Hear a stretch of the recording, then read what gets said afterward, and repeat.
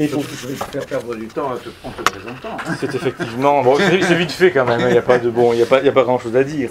Et puis pour finir, quelques références bibliographiques.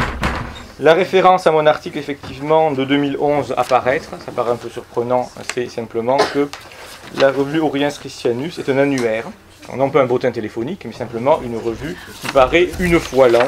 Et elle a pris un peu de retard dans la publication, mais en principe, début 2013, elle devrait être dans toutes les bonnes bibliothèques. En tout cas, je l'espère. Voilà. Je laisse un peu la parole rapidement. Oui, absolument. Ben alors, je vous présente l'orateur du jour. C'est, comme vous le savez, puisque nous l'avions annoncé, c'est M. Guillaume Di, qui est professeur à l'Université de Bruxelles, à l'Université libre de Bruxelles, islamologue, coranologue, on peut dire, hein, dans son travail, et d'examiner la constitution, la construction des textes du Coran, et en particulier.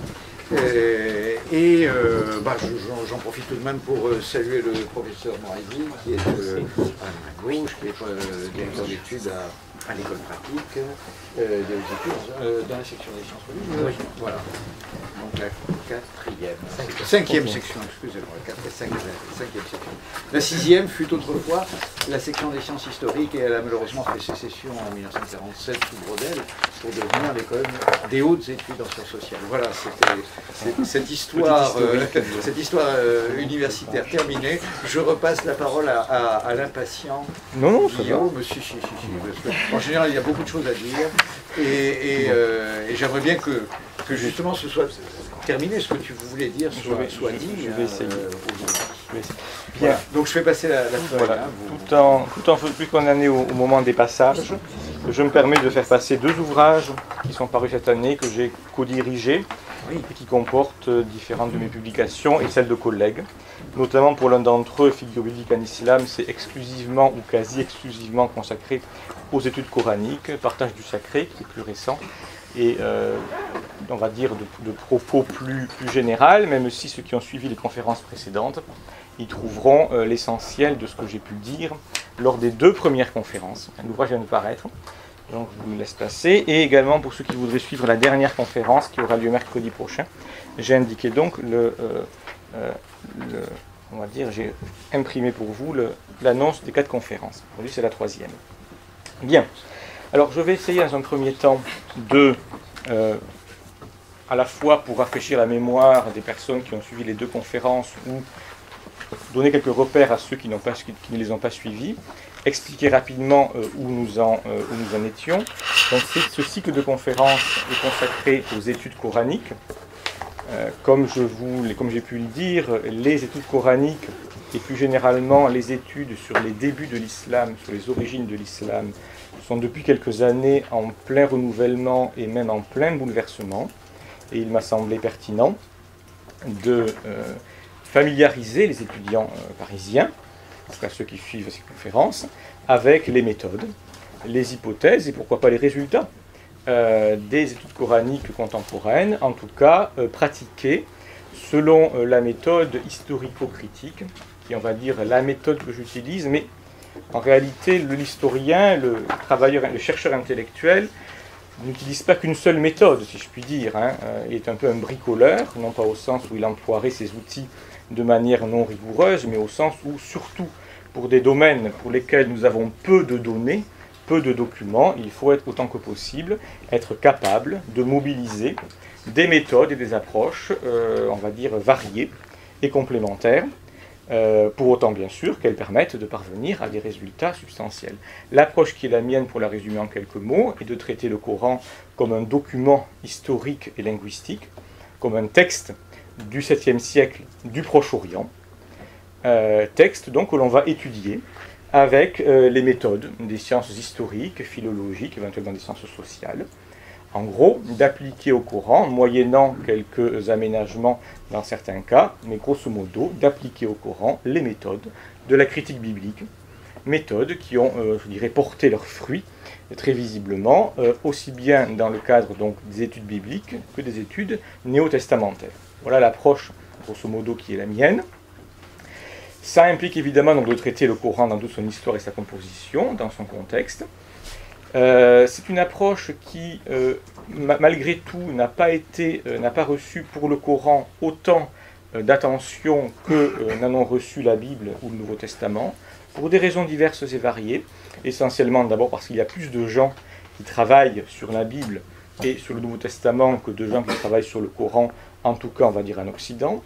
Dans le monde musulman, des raisons théologiques évidentes ont tendance à bloquer ce type d'approche. Et puis un certain nombre de collègues orientalistes occidentaux ont été, je dirais, trop tributaires, finalement peut-être, de la tradition musulmane et de l'image générale qu'elle donnait de la composition du Coran, et ont donc jugé que l'application des méthodes de la critique biblique n'était pas possible sur le Coran. C'est une idée qui est souvent rapportée, et qui, objectivement, ne résiste pas à l'examen. Alors, je n'ai pas envie de reprendre la question en détail, je l'ai fait un tout petit peu parfois durant les séances précédentes. J'ai surtout cherché à démontrer le mouvement en marchant, c'est-à-dire à prendre quelques exemples, à les traiter selon les méthodes de la critique biblique, et à montrer ce que ça donnait. Je pense que c'est la méthode peut-être la plus convaincante, et en tout cas la plus agréable pour mes auditeurs. Sinon, c'est un peu ennuyeux. Alors, pour remettre ça en perspective, je vais reprendre un point que j'ai déjà dit la semaine dernière, mais qui me paraît important, c'est revenir sur, je dirais, la légende pieuse qui entoure l'histoire du texte coranique. Légende pieuse, on va dire, qui a eu tendance à orienter la manière dont, pendant très longtemps, et encore un peu aujourd'hui, mais moins, les chercheurs, donc les historiens sur du Coran, ont abordé le texte coranique.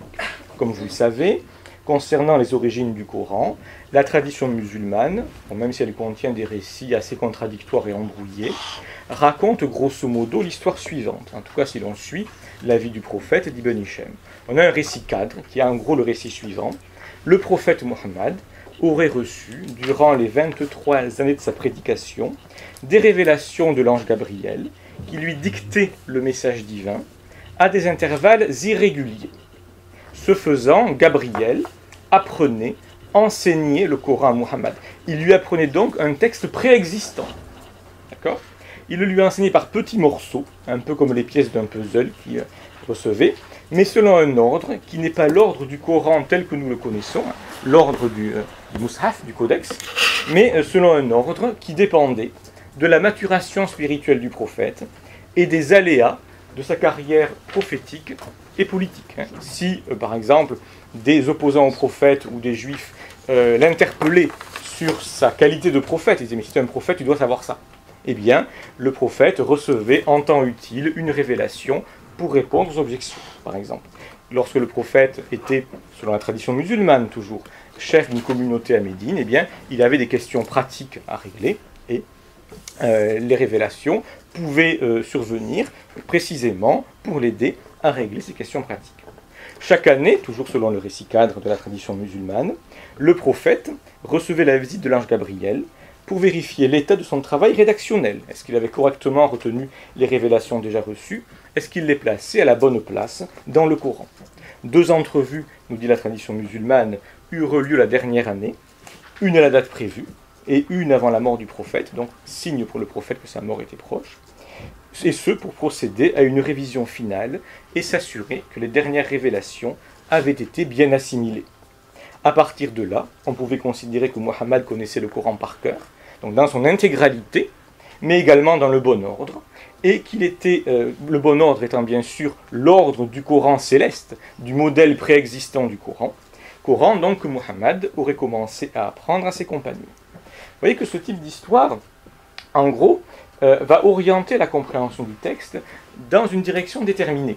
Bien sûr, c'est une manière donc ce texte, ce type d'histoire, ce récit cadre, un general narrative en anglais on dirait, détermine la manière dont les musulmans envisagent et reçoivent le Coran.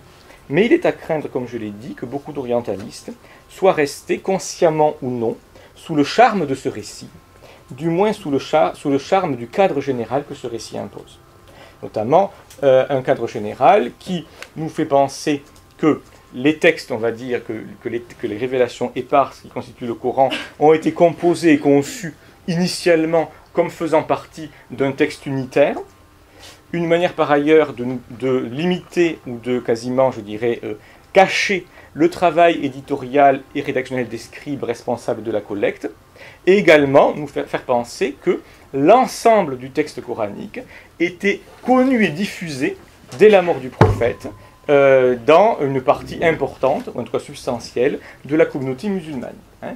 C'est un point qui est souvent... Ces 3 points sont souvent considérés comme allant de soi, pas seulement par les musulmans, mais parfois par des chercheurs occidentaux. Or, ces points sont à la fois peu plausibles, et je dirais même, tout simplement, peu confirmés, pour ne pas dire plus, par les faits. Alors, bien sûr, il n'est pas nécessaire d'être doué d'un tempérament hyper critique pour voir dans le récit que je vous ai narré une légende pieuse.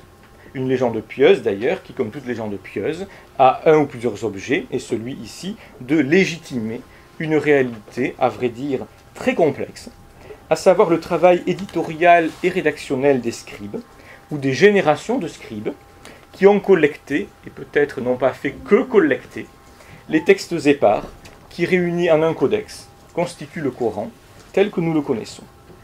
Alors, pour plus de clarté, j'affirmerai dès à présent quelques petites thèses qui doivent, je dirais, fournir la base de notre approche du texte coranique. Premier point, le Coran réunit des textes qui, au départ, n'étaient pas forcément destinés à être ainsi réunis. Il réunit des textes qui n'étaient pas conçus ou composés avec l'objectif d'être réunis en un codex. Ça, c'est un premier point. Ça ne veut pas dire que le Coran est une réunion de textes selon, on va dire, un ordre, sans le moindre ordre. Ça veut simplement dire que les textes originaux qui forment le Coran, on doit pouvoir trouver une chaise. Oui, celle-ci, voilà. Ah, moi je suis debout. Voilà, donc il n'y a pas de problème. Donc le texte coranique est plus un corpus, si vous voulez, qu'un livre. Quelle que soit, on va dire, l'unité littéraire ou que l'on puisse y trouver, c'est quand même plus un corpus qu'un texte.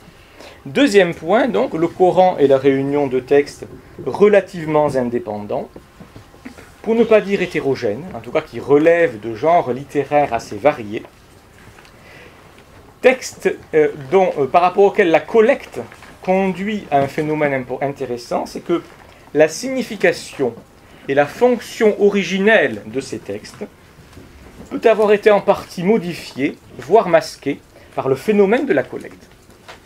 Le texte coranique se présente, ou veut se présenter essentiellement comme des révélations, comme non pas un dialogue, mais en tout cas comme des propos de Dieu aux prophètes.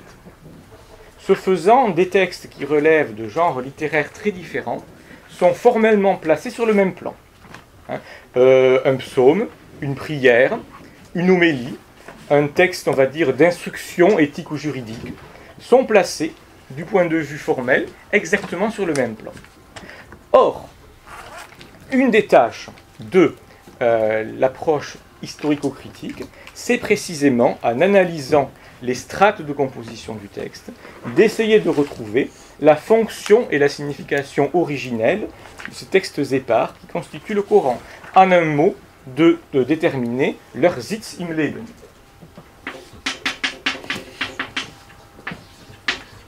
Alors, c'est de l'allemand. C'est pas de l'arabe, non. C'est de l'allemand, ça veut dire littéralement leur situation dans la vie. J'explique rapidement ce que c'est. Le Sitz im Leben, c'est un terme de critique biblique. Le Sitz im Leben d'un texte, c'est à la fois le genre littéraire d'un texte et le contexte pour lequel il est composé, dans lequel le texte est lu ou récité. Un exemple valant mieux qu'un long discours. Imaginons que nous soyons quelques siècles en arrière, voire plus. Nous sommes, on va dire, une équipe de scribes juifs à l'époque du Second Temple. Et on nous dit, voilà, vous allez devoir composer votre cahier des charges, si je puis dire, c'est de composer un texte destiné à être chanté, récité, durant la fête de Pessah, durant la Pâque juive. À partir de là, c'est très simple. Le texte destiné à être chanté, c'est un psaume. Donc nous allons composer un psaume, autrement dit, un texte obéissant à certaines règles de versification et susceptible d'être chanté selon l'une des mélodies utilisées pour chanter les psaumes. Il y en a plusieurs. Et puis en rapport avec la fête de Pessah, donc avec la Pâque juive, donc commémoration de l'Exode, donc le type de texte biblique auquel nous allons faire référence, dont nous allons utiliser la phraséologie éventuellement, ce seront des textes, par exemple, de l'Exode ou d'autres. Voilà. Et donc le Sitz im Leben du texte que nous allons composer, c'est précisément d'être psaume destiné à être chanté durant la fête de Pessah. Bon, vous avez compris? J'espère que vous retiendrez, parce que bon, j'ai parlé avec Gabriel tout à l'heure de différentes choses liées précisément aux langues de Belgique. Bon, j'enseigne à Bruxelles, et j'ai, bon, petite digression si vous me permettez, j'ai eu une expérience, on va dire, très douloureuse il y a quelques mois lors de mon séminaire de master. Ça montre la détresse de l'enseignant. J'explique durant une séance à mes étudiants ce qu'est le Sitz im Leben d'un texte. Et puis, plus loin dans la séance, pour je ne sais quelle raison, mon digression que je fais, et je leur explique, ceux qui ne savent pas toujours, que la plupart des noms de personnages ou lieux arabes dans Tintin, c'est en fait du bruxellois. Ce que vous ne saviez peut-être pas. Par exemple, l'émir Ben Kalish Ezab, c'est l'émir Jus de Réglisse, en bruxellois. Wadesda, la capitale du Hemed, c'est Vassisdas, qu'est-ce que c'est? Bon, Hemed, en bruxellois, ça veut dire « ça y est, j'ai compris ». Le cheikh Bab el-Er, ça vient de babeler, qui veut dire en bruxellois bavarder, etc. Bon, voilà, un étudiant qui aurait tendance à trop parler, il y a du babel. Bon. Et pour finir, bon, voilà, j'explique ça, bon, ils sont très contents. Et puis je leur demande s'ils connaissent par ailleurs, pour finir, ils ne connaissaient pas, ce qui est grave hein, pour des Belges quand même. Je leur demande s'ils connaissent le nom du conseiller militaire de l'émir Ben Kalish Ezab, à la fin de Tintin au pays de l'or noir. Je ne sais pas si vous connaissez. Non, c'est Youssouf Ben Moulfrit. Bien. Les vacances passent, et puis après les vacances, je recommence mon cours, et puis je leur demande s'ils se souviennent de ce qu'est le Sitz im Leben d'un texte. Ils m'ont répondu oui, bien sûr. Alors je leur demande, mais expliquez-moi. Là, évidemment, tout de suite, c'est devenu un peu plus compliqué, ils avaient oublié. Puis, idée masochiste, je leur demande s'ils se souviennent du nom du conseiller militaire de l'émir Ben Kalish Ezab, et tous en chœur m'ont répondu la bonne réponse. Qui, effectivement, était assez inquiétant quand on est enseignant. C'est classique. Voilà. Bon, on revient.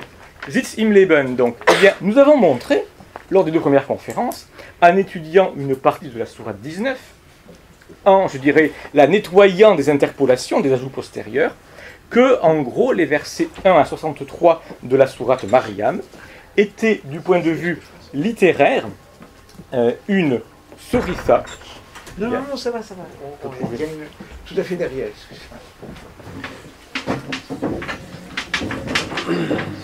Alors, une soritha, c'est tout simplement une soritha coranique ou arabe.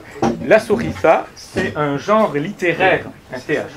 C'est un genre littéraire dans la littérature religieuse syriaque, à savoir un poème avec des strophes et des refrains, et un poème alternant des parties narratives et dialoguées. Ça ressemble beaucoup au mot sourate, hein. Vous l'avez remarqué. Sourate, c'est encore autre chose, mais ça vient aussi du syriaque.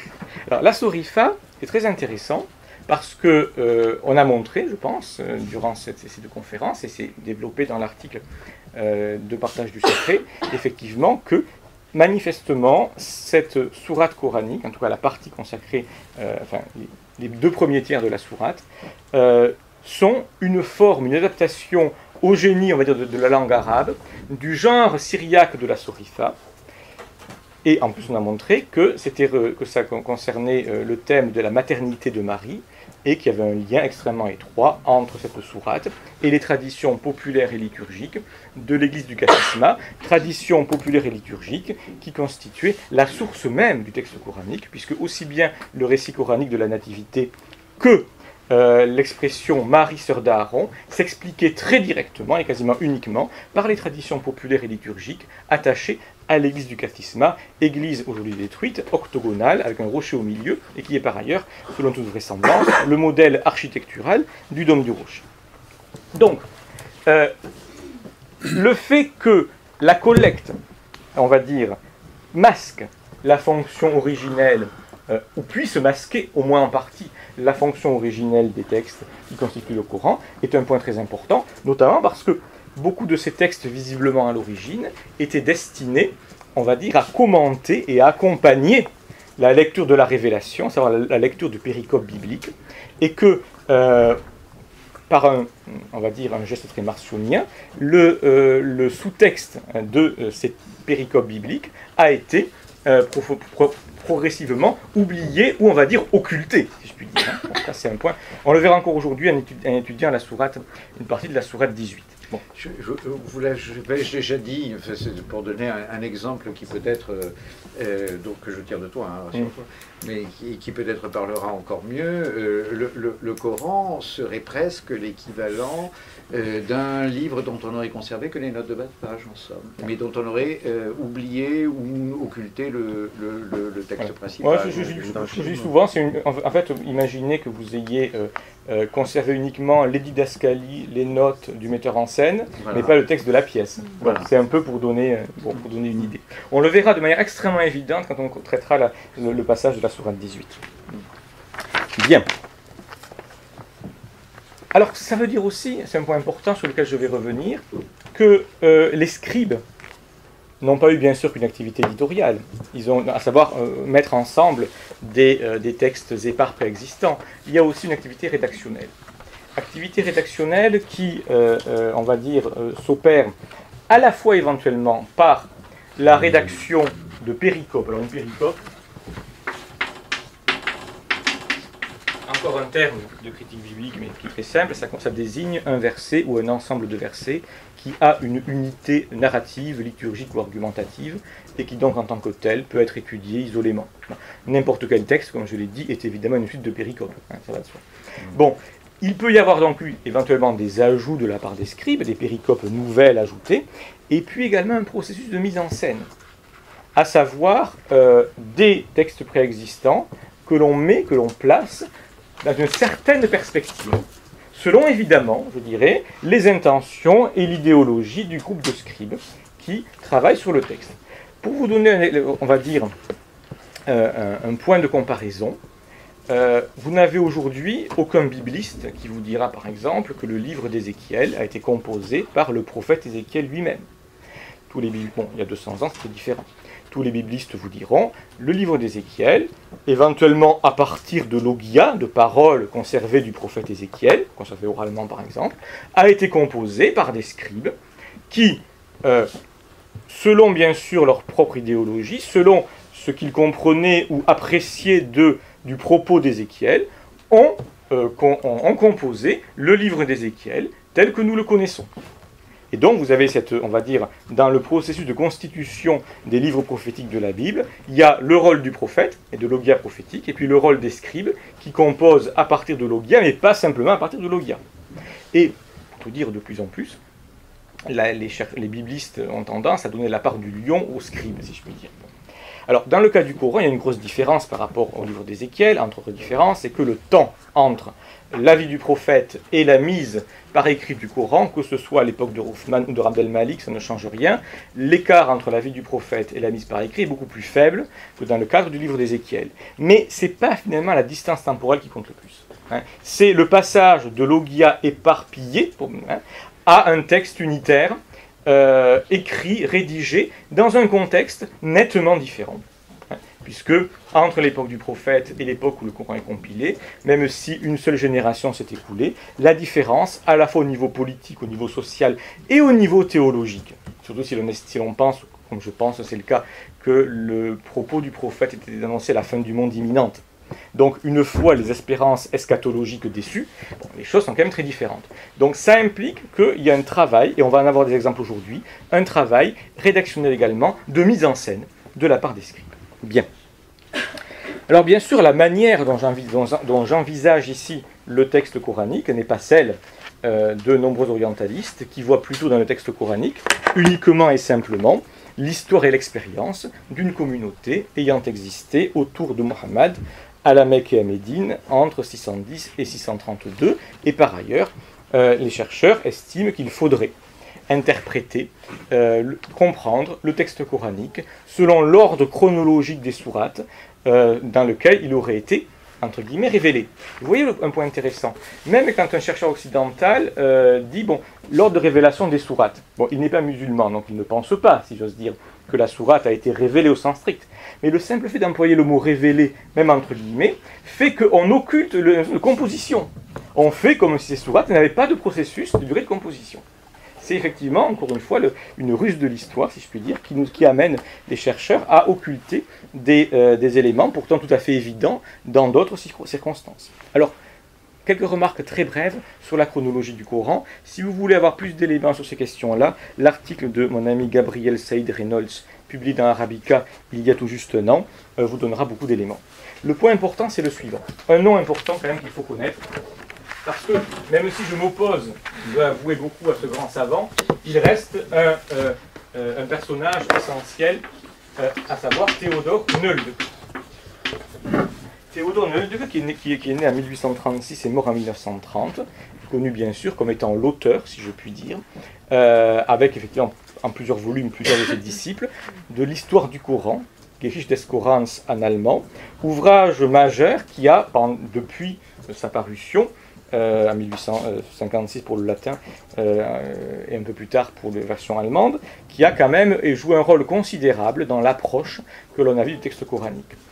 Ce texte a été soumis à un concours en 1860 donné par l'Académie d'inscription et belles-lettres de Paris, mais je vous lis le sujet du concours qui est très intéressant. Faire l'histoire critique du texte du Coran, rechercher la division primitive et le caractère des différents passages qui le composent, déterminer, autant qu'il est possible, avec l'aide des historiens arabes et des commentateurs, et d'après l'examen des passages eux-mêmes, les moments de la vie de Muhammad auxquels ils se rapportent, exposer les vicissitudes que traversait le texte du Coran, depuis les récitations de Muhammad jusqu'à la recension définitive qui lui donna la forme où nous le voyons, déterminer, d'après l'examen des plus anciens manuscrits, la nature des variations qui ont survécu aux recensions. Bon, vaste programme. Bon.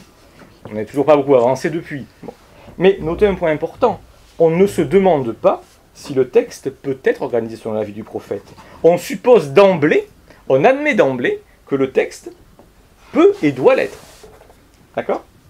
C'est un point intéressant. Alors on peut comprendre, le Coran, vous l'avez vu, est un texte extrêmement allusif, peu près incompréhensible en l'état, il y a beaucoup d'éléments qui nous échappent. La tradition musulmane l'a compris et l'a directement relié à des épisodes, souvent légendaires ou pas, de la vie du prophète. Au début de la recherche, il était compréhensible, on va dire, que l'on reste très tributaire de cette approche-là. Maintenant, c'est moins, je veux dire, c'est peut-être moins justifiable. Par ailleurs, un point important pour la suite, Nöldeke, qui était un immense philologue, enfin, quelqu'un qui avait une maîtrise inégalée de l'arabe, des diverses formes d'araméen, du moyen perse, de l'éthiopien, tout ce que vous voulez, était du point de vue de la critique des textes très conservateur et très influencé par son maître Heinrich Ewald, qui était un sémitisant allemand. Et Ewald, par exemple, s'opposait à l'application des méthodes de critique textuelle sur la Bible. Manifestement, ça a influencé Nöldeke. Le principal problème, c'est que l'aura de Nöldeke a eu des répercussions, c'est pas le seul élément, hein, bon, mais a eu des répercussions bien après la mort de Nöldeke. Bien. Alors, Nöldeke, effectivement, voulait se fonder aussi peu que possible sur la tradition musulmane, mais en fait, il se fondait beaucoup sur elle.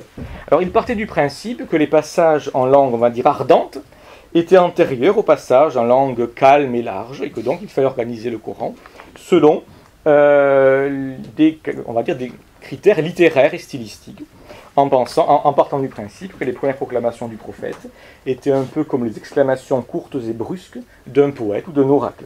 Et progressivement, la maturation personnelle venant, le prophète aurait adopté un style un peu plus calme et coulant. Bon. C'est pas forcément très convaincant à la base, on le voit. Blacher, donc grand islamologue français, traducteur du Coran en son temps, dans la traduction qui reste peut-être la plus utilisable, en tout cas celle qui se veut la plus scientifique, même si évidemment elle est datée, parce qu'elle a plus de 50 ans maintenant. Blacher expliquait, bon, voilà, le Coran est avare de détails chronologiques et historiques, mais dit-il, il fourmille par contre de renseignements sur la vie religieuse du prophète. C'est pas forcément si évident, mais admettons. Et donc Blacher adopte grosso modo un peu l'approche de Nöldeke. Mais d'où vient le principe d'expliquer une différence de genre littéraire ou une différence de vocabulaire par la biographie d'un homme? Quelque chose qui n'est absolument pas justifié en soi. Hein. Alors Blacher fait allusion effectivement Blacher a dit au début de son livre, Introduction au Coran, je mets de côté la tradition musulmane, je me fonde uniquement sur le Coran. Mais à la fin, on va dire un lapsus calami extraordinaire, il écrit, bon, c'est vrai, je n'ai pas tenu ma promesse. Hein, je me suis aussi fondé sur la tradition musulmane. Pourquoi, dit-il? Eh bien, il explique qu'un classement des passages du Coran seulement selon leurs caractéristiques littéraires, donc sans lien avec la biographie du prophète, nécessite un abandon de l'idée traditionnelle selon laquelle les sourates sont des unités proclamées dans leur ensemble par le prophète.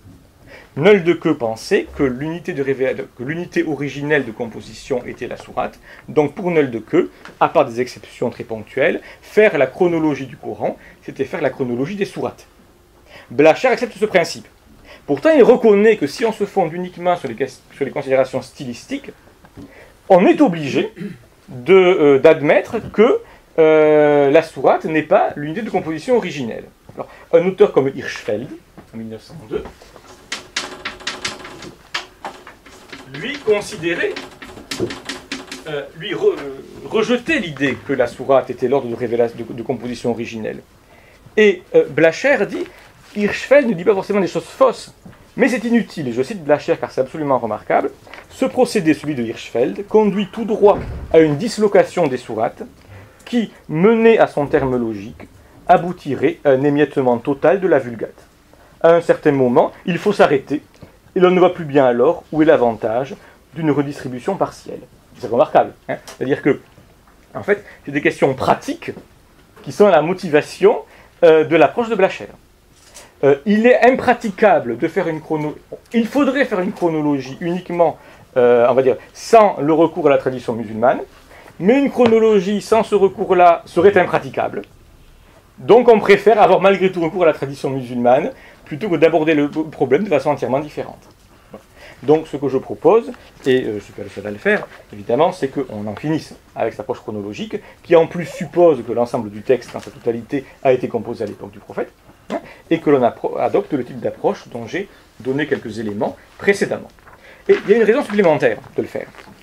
C'est que il existe un passage du Coran, un seul, à ce point-là en tout cas, un passage du Coran dont on peut dater le terminus post-quem, encore un terme technique,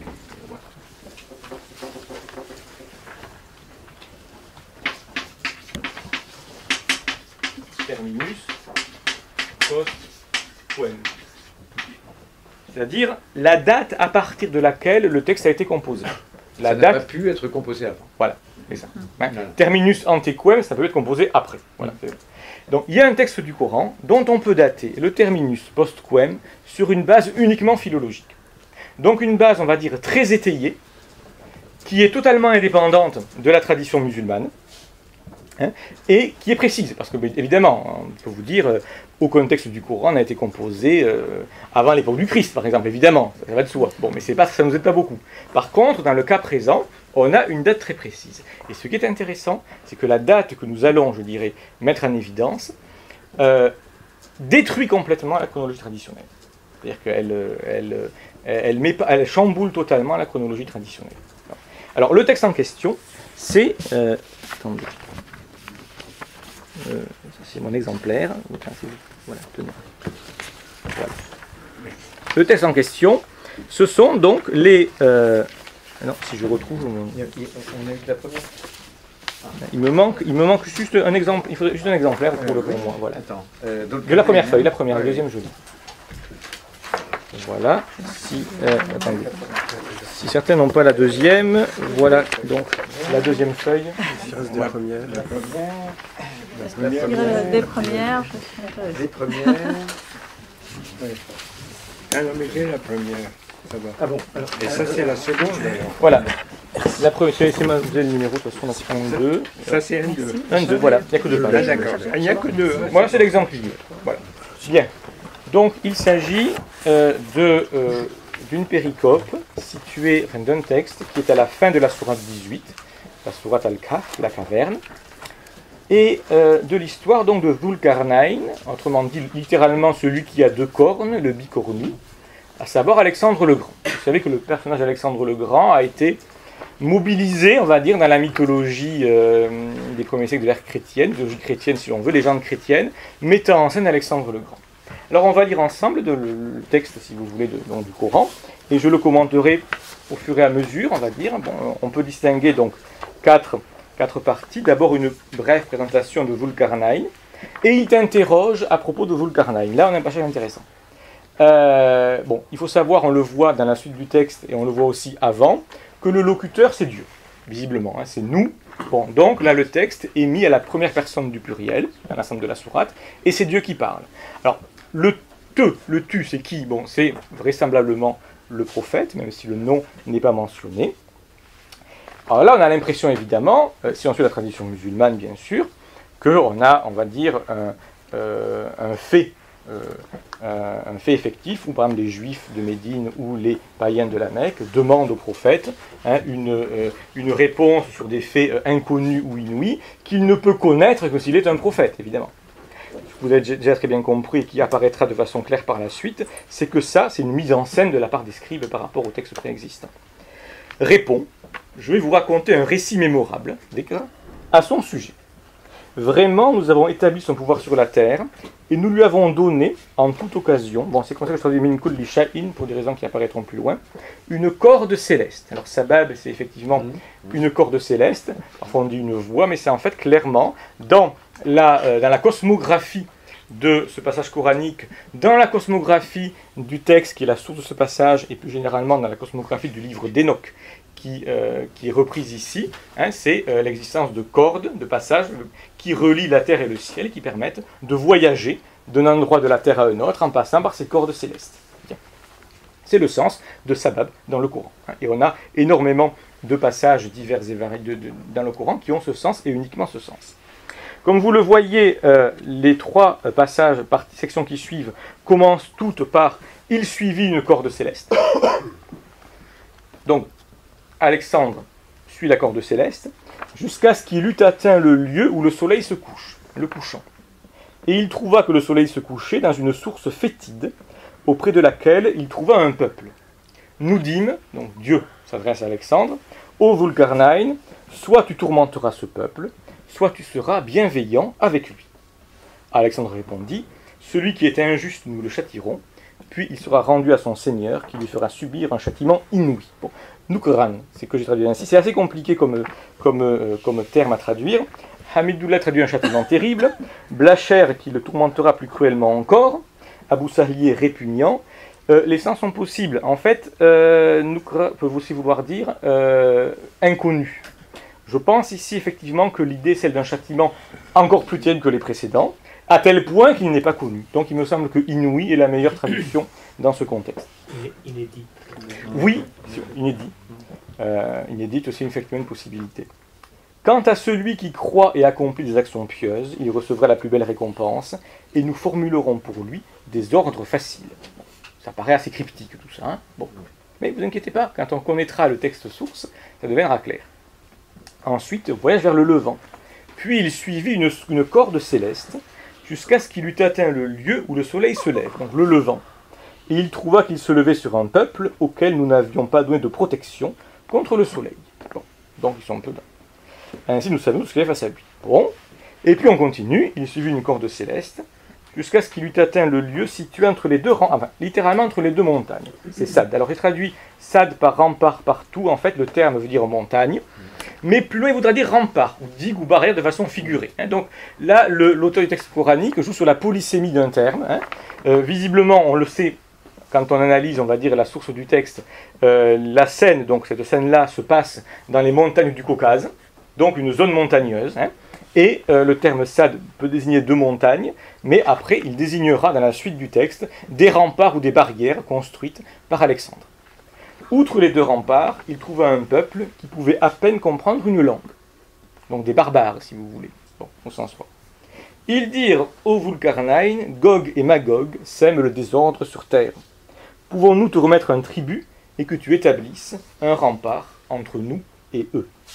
Il répondit, le pouvoir que mon Seigneur a établi pour moi, référence au verset 84. Vous voyez, le Coran fonctionne souvent par ce type de morceaux de phrases, de formules répétées, qui scandent un peu le texte et rappellent à la lecture ou à la récitation une formule établie précédemment dans la section.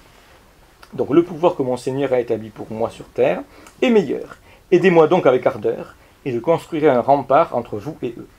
Apportez-moi des blocs de fer. Quand il eut comblé l'espace entre les deux versants, il dit « Soufflez ». Puis quand il en eut fait une fournaise, il dit « Apportez-moi de l'airain, que je le déverse dessus ». Gog et Magog furent incapables d'escalader ce rempart, ni d'y pratiquer une brèche.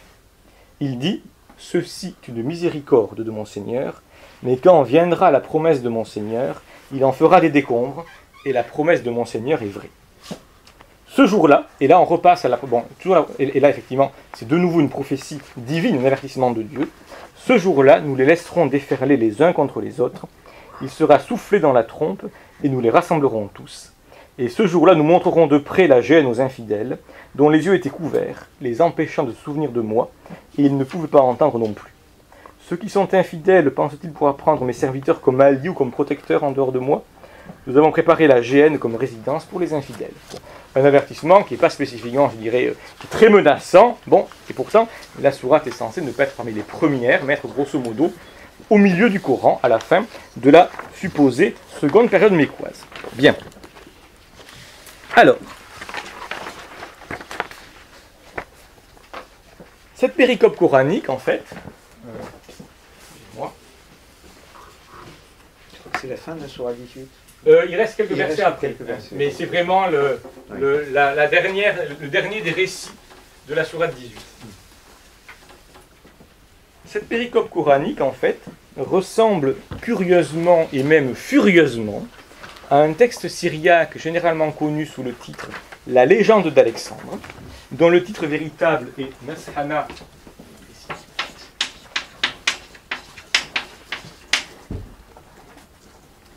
Dile de Alexandros, ce qui veut dire les actes glorieux d'Alexandre. C'est un texte d'une vingtaine de pages. J'écris comme un cochon, je m'excuse, ça c'est un problème. C'est pour ça qu'un PowerPoint parfois est utile.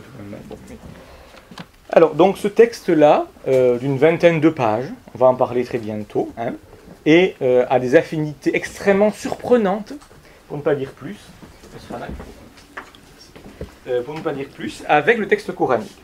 Et d'ailleurs, les affinités entre le texte coranique et la légende d'Alexandre avaient été reconnues par Nöldeke lui-même dès 1890, puisqu'il avait reconnu dans la légende d'Alexandre la source de la péricope coranique.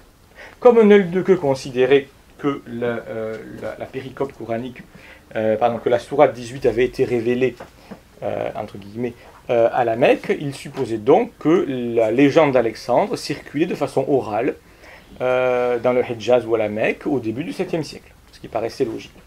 Malheureusement, cette idée-là est erronée pour des raisons qu'on va bientôt voir. Pour commencer, reprenons le texte syriaque et grâce à ce texte, éclairons les détails un peu cryptiques. Je pense que, objectivement, vous trouvez ce passage peu clair. Bon, donc on puisse dire. Alors, que raconte le texte syriaque?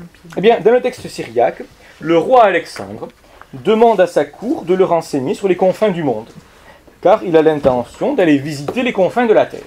Alors, ses conseillers l'avertissent et lui disent, écoute, il y a dans ces confins du monde une mer fétide, qui s'appelle Okeanos en syriaque, qui évidemment est un calque du grec Okeanos, de l'océan.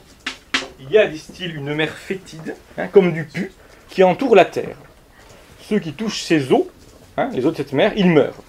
Bon, Alexandre est quelqu'un de têtu, il veut quand même y aller. Alors il prie Dieu, et Dieu lui accorde 2 cornes sur la tête. Alexandre, donc le bicornu, aussi bien en syriaque qu'en arabe, 2 cornes donc comme signe de son pouvoir sur le monde. Alexandre promet à Dieu d'obéir au Messie si le Messie arrive durant sa vie, ou sinon de réserver son trône à Jérusalem pour le Messie. Nous avons là, je dirais, le sous-texte des versets 83 à 84. D'accord? Ça éclaire quelques détails. Bon. Alors Alexandre s'en va, et en chemin, là il s'en va normalement pour commencer. Il s'arrête en Égypte, Et il emprunte au roi d'Égypte 7000 artisans, des métallurgistes en fait, spécialistes du cuivre et de l'airain, qui sera utile pour la suite, bien entendu. Alexandre, son armée et les artisans voyagent par bateau, c'est la petite différence avec le Coran pour l'instant. Par la suite, ils voyageront par les cordes célestes, mais là, le début, c'est par bateau. Je suppose donc que le Bikul Shay'in, en toute occasion, fait allusion au fait que dans le récit coranique, on insiste sur le fait que tous les déplacements d'Alexandre passent par des cordes célestes, contrairement au texte qui en est la source. Et il arrive donc à une terre très éloignée. Alexandre demande au peuple qui s'y trouve s'ils ont parmi eux des condamnés à mort. Et il demande qu'on les lui amène. Ce sont effectivement, vous voyez, les gens qui ont fait des choses injustes. Et Alexandre leur ordonne d'aller dans la mer pour vérifier si la mer a les propriétés qu'on lui prête. Tous les condamnés meurent. Donc évidemment, Alexandre, ce qui explique pourquoi Alexandre dans le Coran ne punit que ceux qui ont fait du mal. Effectivement, ce sont les condamnés à mort dans l'histoire originelle qui sont punis. Bon, voyant cela, et donc les ordres faciles, c'est des ordres qui sont différents de l'ordre d'aller faire un tour dans la mer fétide qui tue ceux qui s'y trouvent. On comprend le détail du texte, qui sinon est totalement incompréhensible. Donc, Alexandre, voyant que cette mer quand même n'est pas forcément très hospitalière, abandonne son projet et décide d'aller voir ailleurs. Il suit, lui et sa troupe, si j'ose dire, une corde céleste, et donc parvient avec ses troupes au Levant, dans un endroit si chaud que les gens se réfugient dans des grottes pour éviter la chaleur. Bon. Là, on a grosso modo l'équivalent des deuxième et troisième sections, versets 85 à 91. Alexandre voyage ensuite en Mésopotamie, dans la région du Tigre et de l'Euphrate, jusqu'à parvenir dans les montagnes du Caucase. La population locale, qu'il y rencontre donc, se plaint des Huns, qui ravagent régulièrement la région. Alors, Huns, c'est un terme générique pour désigner toutes les populations d'Asie centrale, en syriaque. Population barbare, si je puis dire donc, qui donc, c'est pour ça que le Coran dit que ces gens ne comprennent pas un discours ou à peine. Bien. Le texte syriaque donne la liste des rois des Huns, et les deux premiers rois sont Gog et Magog. Bon. Les Huns, raconte-t-il, sont des barbares, leurs cris sont plus stridents que le rugissement du lion, ils tuent les nouveau-nés, les femmes enceintes, et ainsi de suite. Alors Alexandre exauce, comme dans le Coran, leur vœu de construire une muraille de fer et d'airain pour contenir les Huns, et effectivement, dans le cadre de la légende d'Alexandre en syriaque, donc, l'aide des artisans égyptiens se révèle ici précieuse. Ce sont donc les versets 92 à 98. La dernière partie du texte syriaque donne l'un des indices permettant de déterminer le moment où la légende d'Alexandre a été composée. Ça, c'est le point évidemment très important. Il est question d'abord d'une inscription que fait graver Alexandre sur la muraille, où il donne deux prophéties avec les dates. L'une qui, en calculant selon les datations, parce que c'est 826 ans, il faut compter par rapport à Alexandre, l'une qui est relative à des événements de 514-515, dont les invasions des Sabires de l'époque, au début du VIe siècle, et l'autre qui est précisément, quand on connaît comment est composé un texte apocalyptique, c'est clair, l'une qui est évidemment la date 628-629, donc la date à laquelle Héraclius reprend Jérusalem et fait revenir la Sainte Croix à Jérusalem. Bon. Alors, Alexandre le Grand fait graver un verset du livre de Jérémie, Jérémie 1,14. C'est du nord que va déborder le malheur sur tous les habitants du pays. Différence importante, dans le Coran, la prophétie est mise explicitement dans la bouche de Dieu, alors que dans la légende d'Alexandre, c'est une prophétie prononcée par Alexandre. D'accord ? Donc, pour faire simple, par ailleurs, il y a d'autres éléments, je vais y revenir, pour la datation qui attestent que la composition, c'est 629-630. Alors, rapidement, faisons, je dirais quand même, le point. Nous avons le même ordre. L'ensemble des événements suit exactement le même ordre, beaucoup de détails communs. Quand vous avez deux textes qui ont autant de ressemblances, elles sont quand même très profondes, vous avez en gros deux possibilités, soit l'un est la source de l'autre, soit ils ont une source commune. Donc, pour simplifier, l'idée que le texte coranique soit la source du texte syriaque est évidemment plus qu'implausible. C'est bon. L'idée d'une source commune, on va y revenir, n'est pas très plausible non plus, pour plusieurs raisons. La première, c'est que il n'y a aucun détail qui nécessite de postuler ou de poser une source commune. Quand vous posez en général une source commune entre deux textes qui se ressemblent beaucoup, c'est parce que il y a des différences entre les textes qu'on n'explique pas facilement par le fait que l'un soit la source de l'autre. Ici, présentement, il n'y a aucun détail qui ne puisse pas s'expliquer par le fait que le Coran ait comme source la légende d'Alexandre. Puisque le récit est le même, ce qui est éliminé, on va dire, du récit de la légende d'Alexandre, on va dire c'est peut-être finalement l'accessoire ou bien ce qui rattache directement le texte original à la typologie Alexandre Héraclius. Et puis par contre, effectivement, d'un point de vue théologique, eh bien, on met en scène Dieu qui parle à la première personne, idée classique du Coran, et on fait d'Alexandre un peu l'élu de Dieu, si je puis dire, le prophète choisi par Dieu et aidé par Dieu. Donc, tous les éléments sont réunis pour qu'on voit dans le texte coranique, effectivement, plutôt pour que l'on voit dans la légende d'Alexandre la source de la péricope coranique. Autrement dit, le rédacteur de cette section du Coran s'inspire très directement de la légende d'Alexandre. Et c'est un texte, ce n'est pas une tradition orale. Ça, c'est un point important, parce que si on analyse, si vous voulez, ce qu'a fait Gerrit Reining, un syriacisant néerlandais, le texte donc syriaque, on se rend compte que l'auteur de la légende a un objectif théologique et politique bien précis. C'est-à-dire qu'il n'est pas en train, si vous voulez, de reprendre une légende orale qu'il mettrait par écrit pour, je ne sais pas, l'édification de ses ouailles, ou bien pour, comme un anthropologue qui voudrait la mettre par écrit, qu'on l'oublie pas. Pas du tout. Il va plonger sa main, je dirais, ou sa canne à pêche, dans plein de récits très, très variables, très nombreux, qu'il met en ordre, dans un ordre précis. En fait, Alexandre fait un signe de croix dans sa façon dans son trajet, un ordre précis qui effectivement a un objectif, à savoir de démontrer la place spéciale de l'Empire gréco-romain, le 4e empire de Daniel, si vous voulez, dans l'histoire du salut, dans le plan divin du salut, des débuts de l'Empire jusqu'à la fin des temps, quand l'Empire acquiert, une fois les Persans vaincus, une domination mondiale, enfin supposée l'être, parce que ça a beaucoup changé peu de temps après.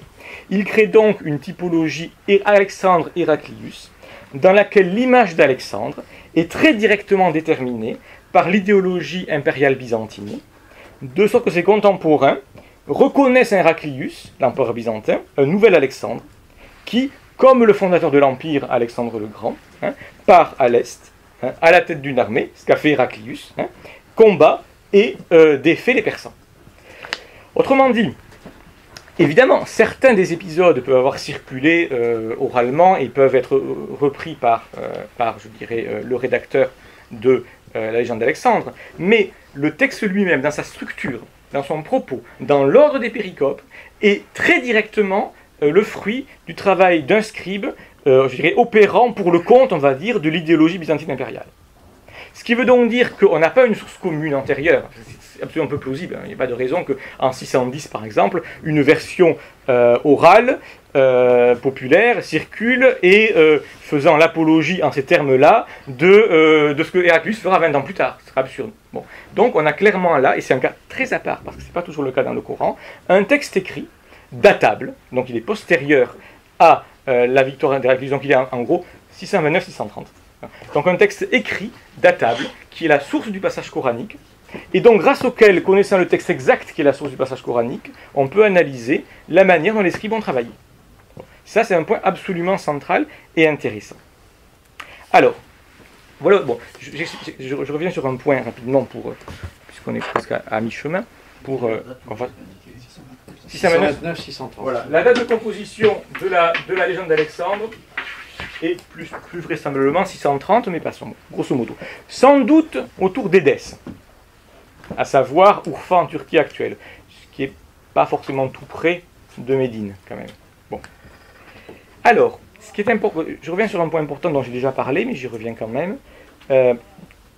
Un des problèmes qu'on a parfois lorsque l'on fait l'histoire, on va dire, des sous-textes du Coran, ou éventuellement des sources du Coran, c'est effectivement que le Coran n'a pas forcément un texte écrit derrière, ou un texte écrit précis. Il a souvent des traditions qui circulaient en des lieux, et parfois dans des livres, mais pas uniquement. Et c'est par rapport à ces traditions, connues, on va dire, des destinataires du message, que le Coran établit son homélie, sa prédication. Bon. Là, c'est un cas vraiment à part. Pour prendre un cas différent, par exemple, dans la sourate 18, l'épisode des gens de la caverne.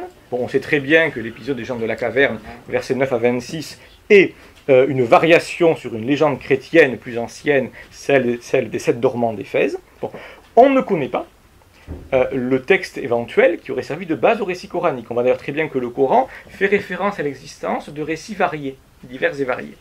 Mais si on se fonde uniquement sur les textes qui nous racontent la légende, notamment les 2 homélies de Jacques de Sarroug au début du VIe siècle. Jacques de Sarroug, il y a 2 homélies de Jacques de Sarroug où il est question des 7 dormants. Si, comme l'a fait Griffith dans un article intéressant mais très discutable méthodologiquement, on se fonde uniquement sur le texte syriaque pour comprendre le texte coranique, on a tout de suite une énigme, à savoir que le texte syriaque parle d'un ange avec les jeunes gens de la caverne, avec les 7 dormants, alors que le Coran parle d'un chien à la place. Alors, comment est-on passé d'un ange à un chien? C'est absolument inintelligible. Pourquoi? La réponse, elle est très simple, donc il faut élargir la comparaison.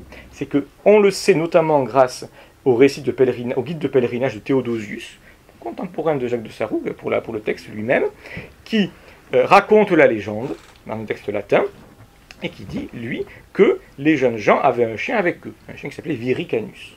Bon. Qu'est-ce qui s'est passé?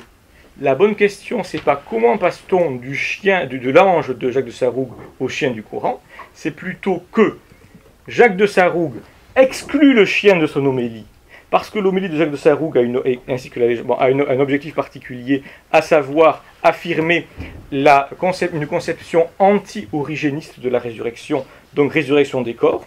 Les chiens sont exclus de la résurrection des corps du point de vue de la dogmatique chrétienne, donc pas de chien, on remplace par un ange. Bon. C'est un chien de berger, probablement. Bon.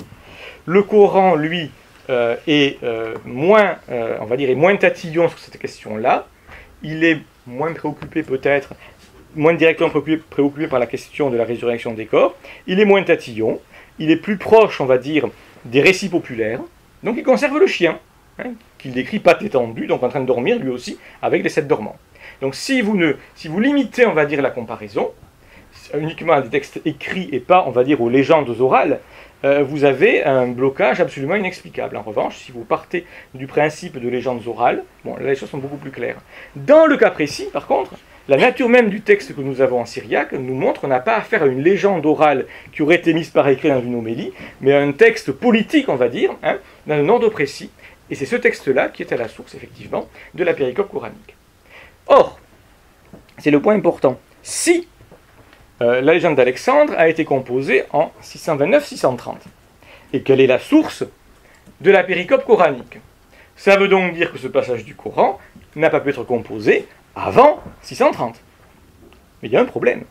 C'est que dans la classification des sourates de Nöldeke, la sourate 18 est en fait en plein milieu. Il faut que je retrouve mes notes exactement. C'est la dernière sourate de la seconde période mécoise.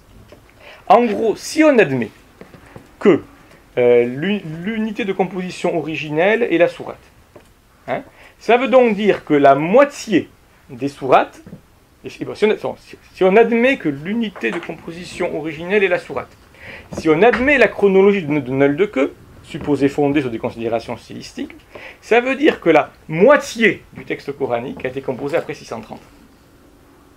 Je ne dis pas qu'il faut admettre ces points de départ, mais voilà la réponse. Qui plus est, Van Bladel, qui a fait ce bel article que je cite dans les références, dit, on peut imaginer qu'une version orale de la légende aurait circulé, serait parvenue à Muhammad, à Médine, entre 630 et 632. La question qu'on voudrait lui poser, c'est mais pourquoi supposer ça? C'est pas forcément impossible, mais c'est vraiment pas ce qu'il y a de plus plausible, très honnêtement. Ce qu'il y a de plus plausible, c'est que ce texte a été connu par la communauté musulmane après les conquêtes. Donc on va dire 435 au moins. Voilà, dans ces eaux-là. donc après la mort du prophète. Alors si évidemment vous ajoutez au fait que, selon certains, donc ce qui impliquerait, si la chronologie est juste, que la moitié du Coran aurait vraisemblablement été composée après la mort du prophète. Je ne dis pas que c'est le cas. Je dis simplement qu'on a le choix qu'entre peu de possibilités, soit vous abandonnez l'idée que la légende d'Alexandre est la source du texte coranique, ou alors vous modifiez la datation, mais c'est objectivement, je dirais, une solution sans espoir, purement dogmatique. Hein, bon, il n'est pas possible que, bon, c'est ce que, bon, il y a un auteur qui a parlé de la question, il a dit, bon, la sourate du mécoise, donc la légende ne veut pas être la source de la sourate. Bon, c'est évidemment une attitude qui, à mon avis, mais à l'envers, va à l'envers. Hein. La réalité, c'est que la légende d'Alexandre est la source, elle est datable, donc ce passage-là, en tout cas, ne peut pas être mécois. Et même vraisemblablement, a souvent été rédigé après la mort du prophète. Bon. Autre possibilité, vous pouvez dire, peut-être que c'est une interpolation, on va dire, médinoise ou postérieure, dans une sourate originellement composée à la Mecque. C'est pas impossible. Sauf qu'il y a quand même un point intéressant, c'est que la sourate 18, du point de vue stylistique, a une assez belle unité. Hein, la sourate 19, on l'a vu la semaine dernière, elle a une unité partielle, mais on a un changement de propos, on a beaucoup de changements de pronoms personnels, ce qu'on n'a pas dans la sourate 18 à ce point-là, et de changements de rimes. On n'a pas ça dans la sourate 18. Donc ça veut dire que si on admet que c'est une interpolation postérieure à une rédaction mécoise, à ce moment-là, on doit admettre que les critères généralement utilisés pour affirmer que les sourates sont l'unité de composition originelle, ces critères sont pas pertinents. Parce que clairement, là, on a, je dirais, tous les voyants à peu près au vert pour faire de la sourate 18 une sourate ayant une réelle unité de composition. D'accord ? On voit très bien comment fonctionne la sourate, à savoir une série de récits où le récit, on va dire, révèle au prophète l'essentiel d'une histoire qu'il est censé ne pas connaître, mais qui en tout cas est relative soit au dormant, soit à l'épisode de Moïse et de son serviteur. Histoire qui apparaît de manière très proche dans les traditions juives et chrétiennes, et encore plus chez les chrétiens. Hein, les versions de l'épisode de Moïse, donc de Al-Khidr selon la tradition musulmane, hein, ces récits-là, on a dans les manuscrits byzantins du 7e siècle, hein, on a exactement ce type de récit, très très proche du Coran. Donc on a plutôt le sentiment, si je puis dire, mais bon, c'est une hypothèse, je ne l'affirme pas, c'est une hypothèse, que la sourate 18 est clairement le fruit d'un travail de mise en scène de scribes, et il y a une culture littéraire importante, opérant certainement en Palestine en tout cas, et une culture importante sur ces différentes histoires qui mettent en scène hein, différents épisodes, dont l'épisode de la légende d'Alexandre, hein, qui, on le voit en plus, hein, est mis en scène avec Dieu qui parle à la première personne du pluriel. Le texte original n'est pas écrit ainsi. Donc on met le Coran dans la bouche de Dieu, comme on va dire un propos adressé par Dieu au prophète, même si évidemment le propos, en un sens, est adressé par Dieu au prophète, mais en réalité, bien sûr, est adressé aux gens qui écoutent le prophète. On a donc ce que mon ami Kropp a appelé un discours pluri-adressé, hein, split illocution en anglais ou mehrfach Adressung en allemand, à savoir un discours où on met en scène Dieu parlant au prophète pour attester de la qualité prophétique de Mohammed, à la fois au niveau de la forme littéraire et au niveau du contenu, puisqu'on dit que le prophète reçoit effectivement une information sur des choses inouïes ou inconnues qu'il ne connaissait pas et qu'il ne pouvait pas connaître. D'accord ? Le contenu même du texte, bien sûr, c'est les différentes péripéties très allusives, s'expliquant, hein, et s'expliquant toutes d'ailleurs, à peu près, soit par le travail de mise en scène, c'est pas péjoratif mise en scène, hein, c'est le contraire, c'est un travail littéraire élaboré, soit par le travail de mise en scène des scribes et leur théologie spécifique, hein. Donc évidemment on écarte tout ce qui rappelle Héraclius, parce que ça n'a pas de sens. Donc on va, bon. Par contre, on conserve l'idée, effectivement, les notions eschatologiques et apocalyptiques. Et ce qui est important aussi que je signale, c'est que quel était l'objectif du point de vue byzantin du texte syriaque ? C'était de montrer que, malgré la reprise de Jérusalem et toutes ces guerres perso-byzantines, contrairement à ce que beaucoup de gens croyaient à l'époque, il n'y allait pas avoir la fin du monde. Le propos, ce qui a été bien montré par Heinink ou d'autres, le propos du texte syriaque, c'est précisément de montrer que la fin du monde n'est pas imminente, contrairement à ce que les gens croient. Alors si évidemment, comme c'est mon cas et comme c'est, je crois, le cas de certains de mes collègues ici présents ou ailleurs, on a des soupçons forts sur l'idée que Muhammad prêchait ou pensait à l'imminence de la fin du monde, peut-être imaginer que ce texte précis, peut-être, c'est une hypothèse, bon, c'est difficile, mais serait peut-être dans l'idéologie donc de collecte du Coran, un texte destiné à, on va dire, écarter, à prendre en compte, je dirais, la déception des espérances eschatologiques. Ce serait une possibilité. Bon, je ne veux pas aller forcément plus loin pour l'instant, il faudra encore davantage analyser. Peut-être aussi qu'on n'a pas assez de documents pour aller plus loin, mais on peut au moins formuler, je pense, l'hypothèse qu'il y a une certaine plausibilité et qui nous permettrait aussi d'éclairer un peu mieux les raisons d'être de ce texte dans le Coran. Parce que si, encore une fois, vous en restez à l'hypothèse traditionnelle de collecte de textes épars, bon, vous ne pouvez absolument pas vous demander pourquoi ce texte est dans le Coran. Si par contre la question est posée du point de vue de l'idéologie des scribes, donc de l'idéologie de l'époque de la collecte du Coran, on peut se demander pourquoi un texte est dans le Coran. Pour quelles raisons tel texte y est, tel texte n'y est éventuellement pas. Ça, je pense, c'est une question qui peut éventuellement être prometteuse. Avez-vous des questions? Voilà, oui. Juste sur Oui. ce dernier point, je pose plutôt question sur l'identité de ces scribes. Oui. Pour plus peut-être, parce que le texte tel qu'on le connaît comme ça n'a rien d'eschatologique. Je me demande comment un texte comme ça peut donner espoir aux espoirs déçus d'elle. Mais qui sont les scribes aiment souvent être anonymes, c'est la grande question. Oui. Et c'est ça le gros problème, c'est-à-dire qu'il faudrait savoir quand c'est composé. Alors, il y a des cas où on peut avoir une idée, je dirais, de la culture du scribe. Par exemple, mais encore une fois, se pose la question de savoir à quelle époque ça a été composé.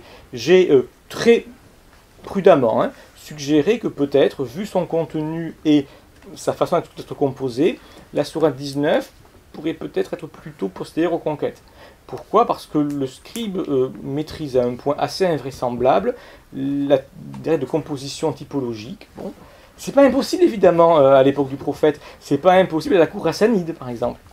C'est moins plausible a priori dans le Hejaz, mais c'est pas impossible non plus, mais c'est moins plausible. Donc voilà. Mais pour l'instant, on bloque un peu là-dessus, c'est vrai. Parce qu'on bloque faute de documents. Je dirais que c'est pas forcément la méthode pour l'instant qui est à mettre en cause. Bon, elle fournit, je pense, quelques bons résultats. Mais c'est qu'on n'a pas beaucoup de documents pour aller plus loin. Cela dit, c'est bien, il y a quelque chose en tout cas qui lie bien le texte évidemment à la fin du monde, c'est Gog et Magog, bien sûr, c'est-à-dire que c'est par là que viendra la fin du monde, et la barrière de ça, puisque ce qui garantit l'humanité de la fin du monde, ce qui retarde la fin du monde, dans une tradition musulmane assez forte pour avoir été endossée par le prophète, le calife abbasside al-Mu'tasim, c'est cette barrière que Alexandre a établie sur le chemin des Gog et Magog. Et l'avertissement de Dieu à la fin fait référence effectivement à la fin du monde. Et donc à l'empêchement de la fin du monde. Voilà. Je veux dire, c'est pas pour tout de suite. Ce sera ce jour-là, c'est pas pour tout de suite. Voilà, c'est la barrière. On diffère la fin du monde. Voilà, c'est ça le point important. Parce que du point de vue de beaucoup de gens au Proche-Orient à l'époque, n'oublions pas quand même que nous avions eu la peste au VIe siècle, que nous avions eu ces guerres entre Perses et Byzantins interminables. L'idée de l'imminence de la fin du monde était présente, on le sait. Bon, les espérances eschatologiques étaient réellement présentes. Bon. Et très probablement, les musulmans, enfin les Arabes, on va dire, étaient dans la partie prenante de l'affaire. Donc là, effectivement, on peut comprendre ce texte, avec, surtout si on le replace à l'arrière-plan d'un texte syriaque, comme un texte destiné à dire, bon, maintenant que le pouvoir est pris, y a pas de fin, la fin du monde n'est pas pour tout de suite. Je ne dis pas que ça a forcément convaincu, parce qu'on sait très bien que ces espérances eschatologiques, on continue dans certains milieux. Bon. Donc ça veut dire aussi qu'il fallait peut-être justement les contrer. Donc ça donne plutôt l'impression que c'est un pouvoir politique qui veut justement tenir, parce que les espérances eschatologiques c'est jamais très bon pour un pouvoir politique, il aime jamais trop ça, donc voilà, il fallait plutôt oui. J'ai honte de vous poser la question, mais je vous la pose. Quelles sont les dates de naissance et de mort de Mohammed? Excellente question, parce qu'on ne le sait pas. Alors, en fait, traditionnellement, on dit 570-632. En fait, les deux dates sont sujettes à caution, objectivement. Oui, oui, d'accord. Voilà. Mais en général, on dit ça. 629. Voilà, non, en général, on dit ça. Mais les deux dates sont sujettes à caution. Mais traditionnellement, c'est ce qu'on dit. C'est ce que vous trouverez dans la Même plupart pour des la dates. date de la mort. Oui, parce qu'il faut être honnête, Shoemaker l'a bien montré. 632. Shoemaker l'a bien montré, les traditions musulmanes sont quand même tardives, bien sûr très orientées, et on a quand même des textes du 7e siècle, indépendants, non musulmans mais indépendants, qui, lus je dirais normalement, semblent bien indiquer que le prophète menait les conquêtes en Palestine. Donc ça ferait une mort en 634-635 à peu près à ce moment-là, dans ces eaux-là. Bon, guerre plus après. Hein. Bon. Comme par ailleurs je pense effectivement que la décision de collecte est postérieure à Muhammad. Il peut y avoir eu des collectes partielles pour des raisons de pratique, mais très limitées à l'époque du prophète. Mais si vous pensez que la fin du monde est proche, vous n'allez pas vous embêter à faire un texte. Dire, bon, il n'y a pas de raison. Bon. Donc c'est une décision politique plus tardive, pour des raisons, à mon avis, à la fois liées à la fois au conflit entre musulmans, on va dire, et au conflit, ou en tout cas au statut des musulmans par rapport aux juifs et aux chrétiens. Oui. Je voudrais vous poser 2 ou 3 questions. La première question, c'est que, il me semble, mais peut-être que je me trompe dans la manière dont j'ai entendu vos propos, c'est-à-dire qu'on passe d'un espèce de paradigme de la lecture du Coran à partir du tafsir, à partir de la sira, c'est-à-dire à partir de ce qui vient après, à quelque chose qui, à mon avis, rebalance quelque chose qui relève du substrat biblique. Oui. En disant, on lit le Coran par rapport à ce qui le précède. Qui lui est contemporain. Qui lui est contemporain dans ce qu'on appelle, ce que les historiens appellent l'Antiquité tardive, et dans la manière aussi dont le discours coranique se réapproprie. Alors, est-ce que ce sont des textes, ce sont des traditions orales? Il est très difficile, à mon avis, d'avoir des faits complètement établis, mais il me semble qu'ils retravaillent toute cette matière. Ça, c'est le premier élément. Le deuxième élément, je crois que dans la manière dont vous dites qu'on a affaire à des scribes, alors je ne sais pas, peut-être que c'est une hypothèse, mais il me semble que dans le travail que fait faire le Coran dans sa composition, je pense qu'il y a un certain nombre de recherches, notamment que vous devez connaître chez Michel Cuypers ou autres, qui montrent que les sourates, il y a un vrai travail, d'organisation dans l'ensemble de ces unités textuelles, et que ces unités textuelles qui sont là, à travers notamment la sourate 18, que ce soit le récit du mythe de la caverne, ou Al-Khidr, ou Dhul Qarnayn, il raconte une histoire, et que tout texte, toute unité textuelle, est le tissu de sa propre genèse. Et c'est là où il me semble que le travail de quelqu'un comme Jean Lambert, dans Le Dieu distribué, fait ce travail de comparaison à partir justement des travaux du Mizil, où il montre que dans cette sourate 18, il y a une histoire qui est à raconter. Ce n'est pas pour rien que le récit de la caverne est en premier, ce n'est pas pour rien que le récit de Moïse, même si ce n'est pas le Moïse biblique, mais que là on rentre beaucoup plus sur la notion du mythe et que ça se finit par ça, c'est qu'il y a des fonctions, ces 3 fonctions sont remplies là. Et que peut-être que cette sourate 18, et là peut-être vous avez raison, c'est peut-être aussi une extrapolation, c'est-à-dire qu'il y a une espèce de relecture, me semble-t-il, de tout ce qu'a pu connaître cette communauté-là, avec l'histoire, je dirais, supposée de Mohammed en tant que figure prophétique. Et je crois que entre ces éléments-là où on peut, je dirais, extrapoler ce récit-là d'Alexandre le Grand en syriaque, il se peut très bien que ce soit entre 630 ou 634, mais que l'ensemble de la sourate est une relecture de la geste mohammedienne, il me semble. Ah, c'est tout à fait possible. Enfin, elle est relue, on va dire, du point de vue postérieur, hein, du point de vue des... oui et non. Enfin, je vois ce que vous voulez dire. Alors, 2 points. Le point important dans l'affaire, la référence au travail de Michel Cuypers, parce que là, on a un point, je dirais, sur lequel il faut sur lequel il faut préciser les choses. C'est quand même un point central. Michel Cuypers, donc, est un savant belge, éminent savant d'ailleurs, qui est l'auteur de plusieurs ouvrages, dont Le Festin, préfacé d'ailleurs par Ali. Propose et utilise pour comprendre le Coran ce qu'il appelle une méthode critique, à savoir il considère que le texte coranique, comme beaucoup de textes sémitiques, sont composés suivant les règles de la rhétorique sémitique, qui ne sont pas les règles, on va dire, de la rhétorique gréco-latine, mais qui sont des règles de composition marquées notamment par des figures de style comme la répétition, le chiasme, de répétition ABC, A', B', C', le chiasme ABC, C', B', A', ou bien la figure concentrique ABC, D, C', B', A', pour faire simple. Il y a beaucoup de points où ça marche très très bien. Personne n'était là, malheureusement. je crois. La semaine dernière. La semaine dernière, le HESS, parce qu'il y en avait un ou deux il y exemples avait ici. Amélie, vous étiez là. Non. Alors, vous étiez là, Amélie, jeudi dernier, oui. Voilà. Il y Alors, avait un exemple où, c'est effectivement... le verset du trône, Voilà, le le verset verset du 155 trône, de la c'est sourate bien. 2, qui est vraiment conçu et compris ainsi. Alors, c'est un point important, si vous voulez. Il a mis le doigt sur un point intéressant. On peut éclairer parfois, pas toujours, la structure des textes coraniques grâce à ces méthodes-là. Bon. Parfois, ça ne marche pas très bien. À mon avis, ce qu'il a écrit sur la Fatiha n'est pas très convaincant. Pour des raisons qu'on comprendra d'ailleurs précisément, je pense, aujourd'hui. Après, j'ai un problème. Quand Kuipers en conclut que c'est le signe, on va dire, que la sourate en gros a été composée à l'époque du prophète et n'a qu'un seul auteur, il va bien au-delà de ce que permet sa méthode. Sa méthode montre simplement que le ou les rédacteurs du texte ont travaillé, ont organisé les différentes sections selon un ordre qui n'est pas arbitraire. Bon, et là je suis entièrement d'accord. La question c'est d'abord si ça provient de l'époque du prophète, ça provient des scribes. Un exemple quand même intéressant, à savoir une conséquence, un impensé, on peut dire, de la méthode de Kuipers.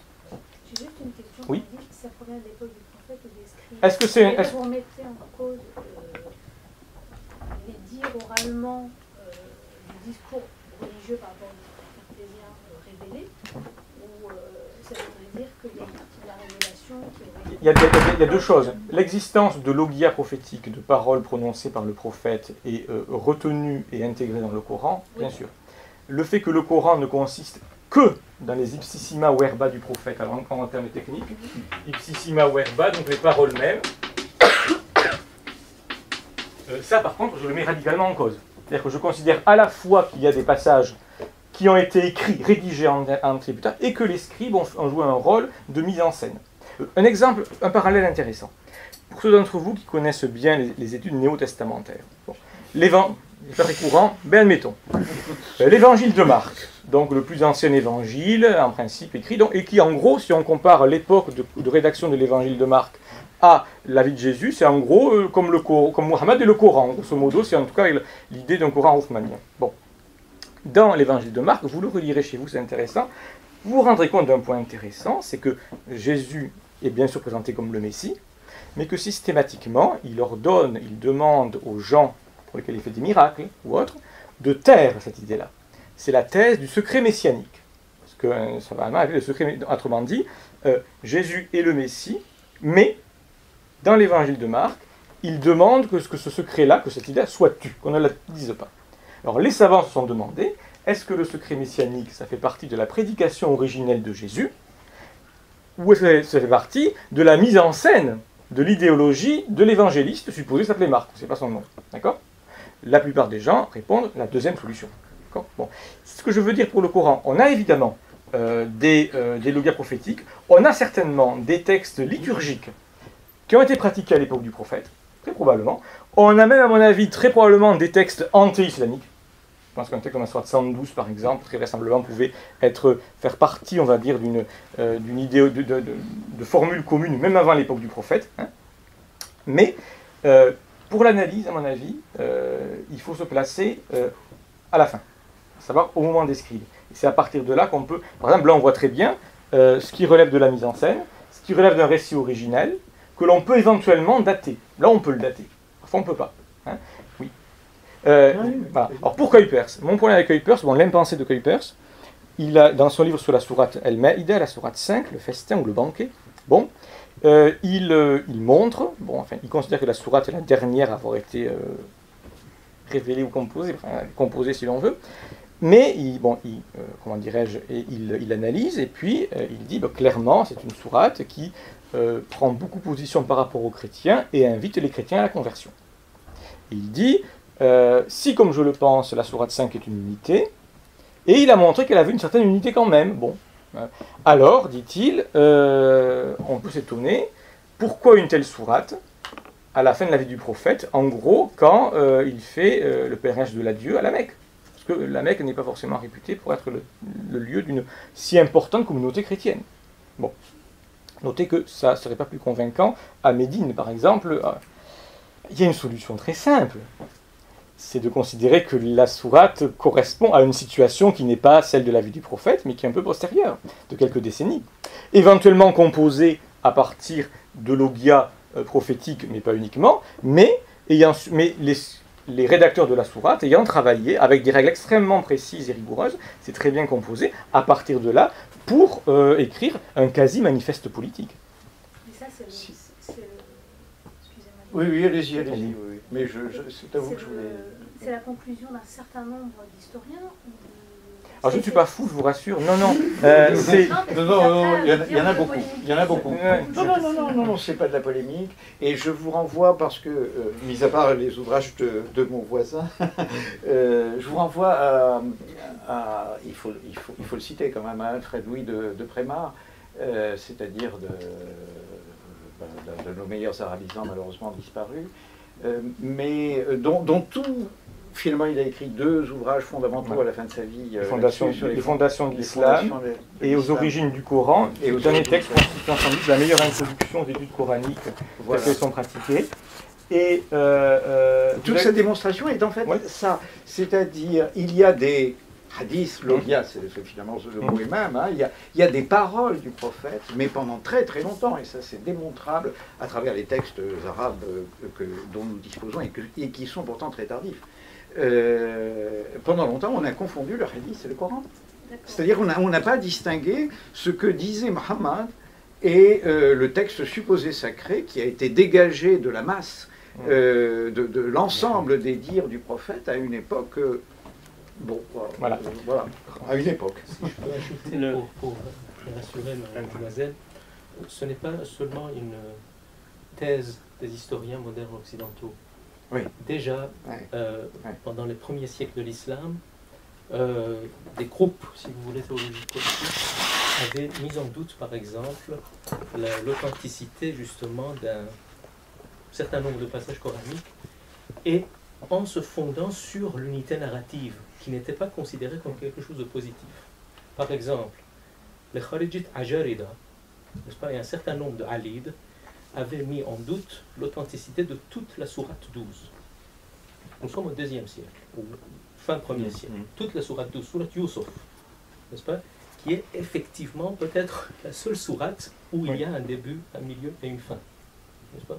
Donc ils ont dit, c'est pas possible, nous n'avons pas affaire à un livre d'histoire ici, on ne raconte pas d'histoire, n'est-ce pas? Ça ne peut pas, Dieu ne peut pas raconter l'histoire de cette manière-là, n'est-ce pas?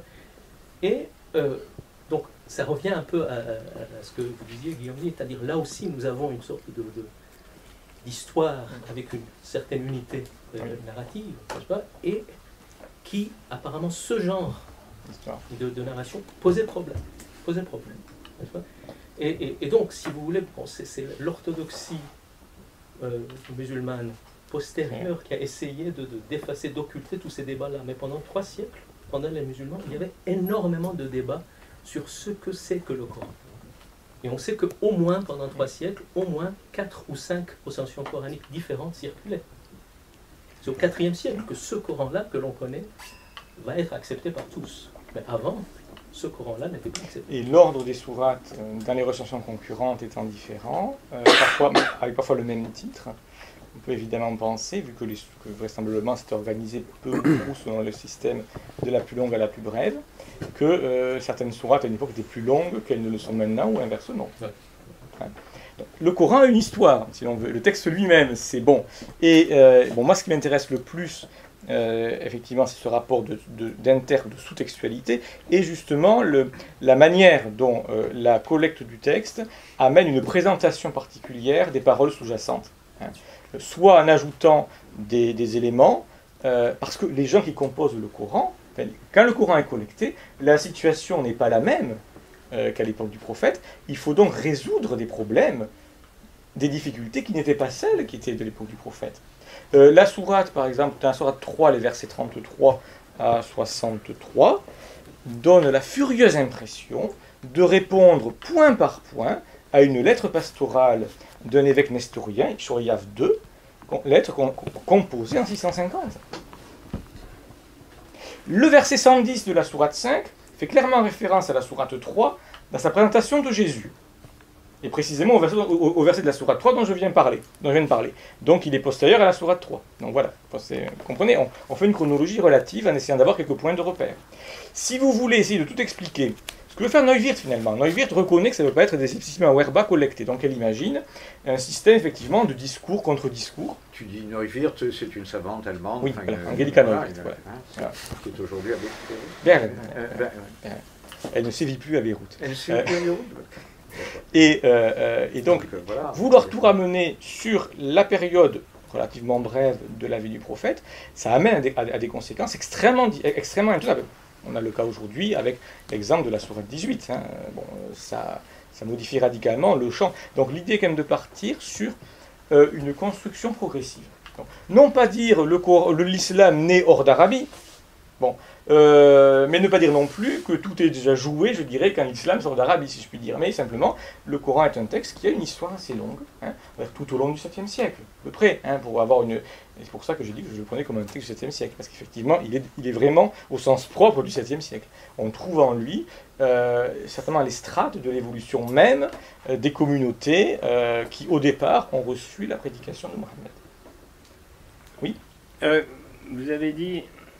Entre la révélation et la rédaction, c'est faible, et la période est faible. Une trentaine d'années, oui. C'est plus bref que dans le cas des livres prophétiques de la Bible. Bon. Et les premiers Corans sont en arabe, comme ça, avec les fatha, les kasra, les... Alors non.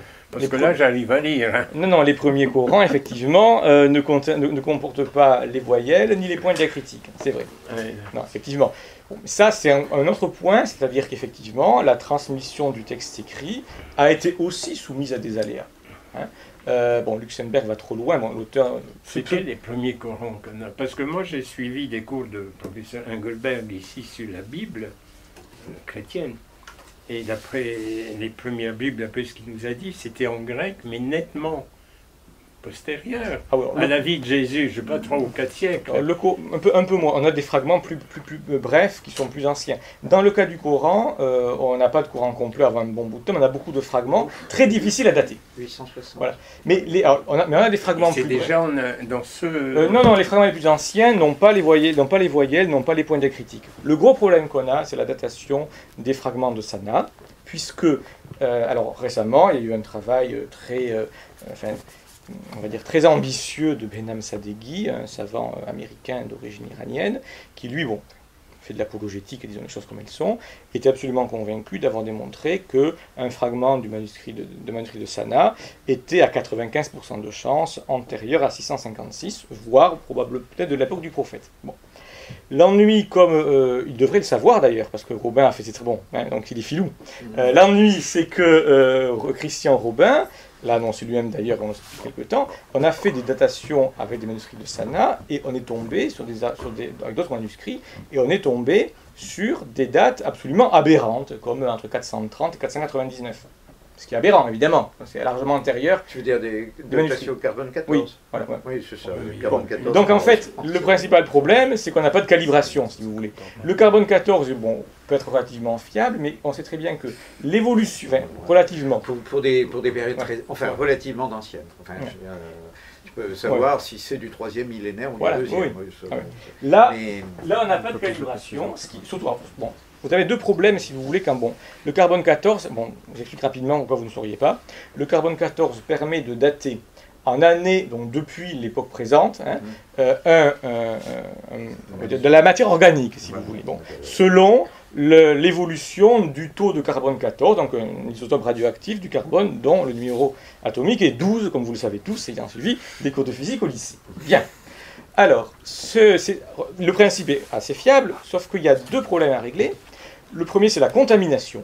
C'est-à-dire que là, le taux peut évoluer si un objet est extrêmement manipulé. Alors, dans le cas d'un palimpseste, donc un parchemin sur lequel on a écrit, qu'on a effacé pour réécrire, ça n'arrange rien du tout. Et également la calibration, parce qu'on s'est rendu compte que pour des raisons qui sont liées à la fois à des événements historiques, météorites, chaleur, on va dire altitude, tout ce qu'on veut, l'évolution varie quand même selon les zones. Et on n'a pas de calibration pour le Yémen, une calibration fiable. Donc on est totalement perdu pour le dater. Donc on n'a pas encore actuellement d'éléments qui nous permettraient de dire... Bon, ce qu'on voit à peu près, c'est que, grosso modo, le texte coranique prend une forme très proche de la forme actuelle, à part des petits points de détail, on va dire entre 660 et 710, mettons, dans ces eaux-là, voilà. Quand exactement, c'est pas encore trop, mais grosso modo, donc c'est relativement tôt, mais ça n'enlève rien à l'activité des scribes. C'est pas parce que c'est peu de temps après la mort du prophète que l'activité des collecteurs du texte aurait été réduite, on va dire, au strict minimum. Non. Hein. Ce qui compte, c'est le principe, si j'ose dire. Bon. D'autant plus que s'ils sont des gens qui ont connu le prophète, eh bien, ils se sentent forcément capables, je dirais, de réécrire et de réexprimer à leur manière le message qu'ils ont reçu. C'est ce point-là que je voulais mettre en évidence. Hein. On a beaucoup de mal il faut effectivement revenir à cet aspect, on va dire, de la composition du texte. Hein. Tout en prenant en compte, bien sûr, ce que dit Kuipers, mais pas forcément en comprenant par là, probablement, qu'il s'agit là de l'esprit dans lequel les collecteurs ont travaillé. Hein. Et ça explique à la fois l'unité réelle, bien que apparente, pas toujours, mais aussi les jointures que l'on voit. Hein, parce qu'on voit quand même des jointures, on voit des choses qui... on voit très bien, par exemple, à la sourate 19, des interpolations. On voit très bien, parce que la rime a changé, on voit très bien que les gens ont ajouté quelque chose, parce que il fallait bien, parce que le texte qu'ils avaient sous les yeux leur posait problème. Parce qu'il, par exemple, n'était pas assez antichrétien, si je puis dire. Il fallait bien préciser que le texte ne se rapprochait pas trop des chrétiens, mettons. C'est le propos des versets 34 à 40 de la sourate 19. C'est pas tellement sur Kuipers que je voulais revenir, c'est plutôt sur la lecture, je ne sais pas si vous la connaissez, de Jean Lambert, oui, de ce Dieu. Je suis ouvert à ça. Et sur les éléments que vous dites sur Surat al-Maïda ou la Sourate 3, dans le livre d'entretien qu'on a mené avec Mohamed Harkoun sur la construction humaine de l'islam, et on arrive justement sur Surat Tawbah, la Sourate 9, et Mohamed Harkoun, mais avec, je dirais, avec à la fois la critique des historiens en termes de sources, il problématise ça, il dit, cette sourate me semble postérieure mais je peux vous le prouver. Au discours coranique, partie. pour lui, mais il dit, mais pour moi c'est une hypothèse, je n'ai pas le moyen de la vérifier. Bon, mais on va la vérifier rapidement, si vous voulez. Prenez le verset 29 de la sourate 9, il est marqué ici. Très vite, hein. J'ai pas le temps de le démontrer, je prépare actuellement, mais c'est pas fini, un article avec mon collègue Manfred Kropp sur la question. La jizya, dans le verset 9, combattez ceux qui ne croient point à Allah ni au dernier jour, qui ne déclarent pas illicite ce qu'Allah et son apôtre ont déclaré illicite, qui ne pratiquent point la religion de vérité, parmi ceux ayant reçu l'écriture, jusqu'à ce qu'ils payent la jizya directement, enfin, Agnadine, c'est assez compliqué, hein, bon, et alors qu'ils sont humiliés. De leurs mains, oui, enfin non. En fait, l'explication, vous allez avoir l'explication rapidement. Après, si je peux passer la sourate 1, ça sera parfait. On ne pourra pas parler des autres versets. Alors, chose bizarre, en allant très vite, hein. On voit, c'est quand même bizarre, on doit combattre ceux qui ne croient pas en Dieu au dernier jour, parmi ceux qui ont reçu l'écriture. Mais ceux qui ont reçu l'écriture croient en Dieu au dernier jour. Donc, ça sent déjà l'interpolation à partir de là. La jizya, c'est quoi? C'est une taxe de capitation. C'est-à-dire une taxe que doivent payer les non-musulmans, d'accord, pour... si vous voulez, en échange, on va dire, de la protection soi-disant, enfin bon, on va discuter en détail. Donc, en tout cas, c'est un verset qui fonde très directement, nous sommes d'accord, l'inégalité sociale des non-musulmans par rapport aux musulmans. Bon, le problème, si vous voulez, c'est que, et ça un historien le verra très bien, c'est que c'est quand même bizarre, à l'époque du prophète, une taxe par capitation, dans ce qui n'est absolument pas un État, qui n'a pas d'administration. C'est absolument pas plausible. Bon. Mais il y a une raison encore plus profonde, c'est que le mot jizya n'est pas forcément un mot d'origine arabe, et que ça évoque irrésistiblement ce que l'on appelle en persan en moyen perse, la gazidag, ou la gazitag, qui était une taxe payée dès le VIe siècle dans l'Empire sassanide par les non-zoroastriens, une taxe par capitation. L'hypothèse que nous voulons défendre, sur des bases à la fois historiques, mais il y a très peu de documents textuels avec le mot gazitag. Bon. Mais le mot existe, et Ibn al-Muqaffa y fait allusion, c'est effectivement, tout simplement, que les musulmans ont emprunté à la fois le mot et la chose aux persans. Mais évidemment, une fois que l'État est constitué, que l'Empire est constitué, ça ne correspond absolument pas à la situation qui pouvait être plausible à l'époque de la prédication du prophète. On voit très bien l'ajout dans le verset quand même de quelque chose, donc ça fait un élément de composition.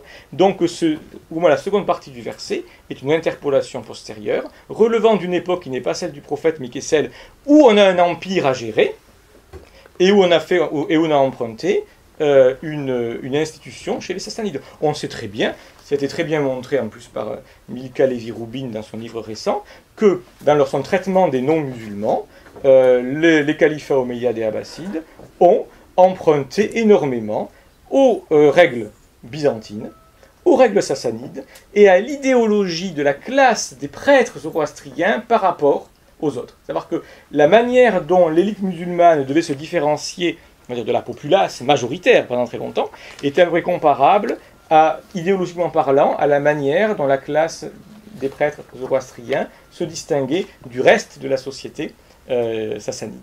Bon, voilà, rapidement, je dirais, l'argumentation est difficile pour des raisons philologiques. Il faut faire en fait l'aller-retour entre l'arabe jizya, le syriaque Xitha et le moyen perse, éventuellement le parthe. Bon, c'est donc attendez un peu qu'on le fasse quand on aura un peu de temps. Voilà. Mais l'idée de base, on le voit très clairement. À la fois un verset qui a une composition disloquée, qui a une interpolation qui n'est pas cohérente, une réalité qui visiblement n'est pas plausible par rapport à l'époque à laquelle ça a censé être révélé, et manifestement le terme central et l'institution qui sont des emprunts à quelque chose qui relève du monde sassanide. Oui. Allez-y. D'abord, peut-être, monsieur, il avait... Oui, allez-y. Non, je suis pas sûr de bien comprendre ce que vous avez dit. À quel sujet? J'étais persuadé, à propos de l'idée de révélation du Coran, que Mohammed reçoit une parole par un intermédiaire, et cette idée aussi pas de réécriture, mais un peu de construction de la part des scribes, pour un peu justifier ou alors fonder leurs revendications éventuellement politiques ou autres ou religieuses. Et ce que j'arrive pas à comprendre, c'est est-ce que la révélation finalement s'arrête définitivement avec Mohammed et avec la mort de Mohammed, ou est-ce qu'elle, en un sens, continue par l'intermédiaire de ces scripts? C'est pas une question à laquelle l'historien peut répondre. Oui. Simplement, je prends pas parti sur la question de savoir si, en tant qu'historien, j'ai absolument pas les moyens de vous dire si Mohammed a reçu ou non une révélation, parce que ça fait pas partie de l'historien. Bon, après c'est la dogmatique. Moi j'essaie simplement de comprendre comment se fait un texte. Ce texte du Coran, comment est-ce qu'il se compose, comment il se développe, comment est-ce qu'il naît, quelle est sa genèse. Bon. Et indépendamment de toute question de révélation ou pas de révélation, effectivement, j'admets qu'il y a des choses qui remontent à des logias, des hadiths prophétiques, évidemment, mais j'ai insisté aussi, c'est un peu mon dada en ce moment, mais je crois que ça se justifie, sur l'activité rédactionnelle des scribes. Pas simplement une activité de mettre les pièces du puzzle ensemble. Puisque, effectivement, l'image, le récital de la tradition musulmane nous fait penser en gros qu'il y avait des pièces du puzzle que les scribes ont mis les unes à côté des autres, sans plus. Je dis non. Il y a des pièces dessinées par les scribes, si je puis dire, et puis le dessin général, il est peut-être bien de la responsabilité des scribes quand même, dans la mise en scène. C'est ce que je dis. Après, sur la question de la révélation, c'est une question qui est théologique, c'est pas une question qui est historique. Non, bien sûr, mais je me suis mal exprimé, c'était plus dans l'idée de rédaction. Est-ce que ces scribes ont toujours à l'idée éventuellement une parole prophétique, donc une certaine oralité, ou est-ce que ça leur arrive de prendre vraiment de très très grandes libertés par rapport à... Grande liberté, oui, puisqu'il y a des passages qu'ils ont inventés eux-mêmes, à mon avis qu'ils ont écrit eux-mêmes, oui, ils prennent des libertés, pas forcément en pensant qu'ils en prennent. C'est ça qui est un point important. Le pieux mensonge, c'est quelque chose qui est psychologiquement très compliqué. Ils prennent des libertés parce que, comme je vous l'ai dit, on le voit sur différents passages, des choses qui sont dans le Coran, visiblement, ont été rédigées par les scribes, et à partir de choses qui ne remontent pas au prophète. Bon. La jizya, ça ne peut pas remonter au prophète. Ça défile le bon sens, si vous voulez. Donc ils prennent quand même des libertés. C'est ce qui est le plus choquant à la base, qui peut surprendre. Mais ça ne veut pas dire non plus que les libertés sont considérables. Il ne s'agit pas de changer radicalement. C'est progressif, tout ça.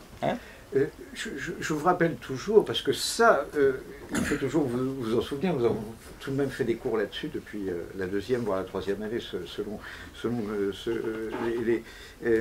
les parcours personnels de ceux qui m'ont suivi dès la deuxième année ou la troisième année, ou seulement depuis cette année, que le débat qui est sous-jacent et qu'on essaie ici de dynamiter en partie, c'est le fait que la tradition orthodoxe sunnite a absolument tout ramené sur le prophète d'une manière générale, par le biais du hadith, par tous les biais, pour éviter l'intervention soit du califat dans l'interprétation du Coran ou du dogme musulman, soit surtout de l'imam chiite. Je veux dire que tout est là. Si la grande majorité des musulmans aujourd'hui se sentent immensément en situation de malaise quand on met en cause cette réalité très simple dans le christianisme, c'est-à-dire, c'est pas le Christ qui a rédigé les évangiles. Je sais bien que le statut des évangiles n'est pas celui du Coran dans les révélations musulmanes, mais dans le christianisme, ça ne fait aucun doute. S'il y a un si intense malaise, c'est parce que a été martelé pendant 1000 ans l'idéologie que, attention, dès lors que vous sortez de la parole du prophète, vous êtes dans la parole de l'imam chiite, et ça, c'est absolument interdit. En fait, c'est ça qui est interdit. Derrière ce débat, il y a ça, c'est-à-dire que tout a été construit pour décrédibiliser et évincer toute autre parole que celle du prophète, c'est-à-dire fondamentalement au départ, la parole des imams du chiisme. C'est-à-dire l'idée que le sens du texte sacré continue à se faire. C'est absolument interdit.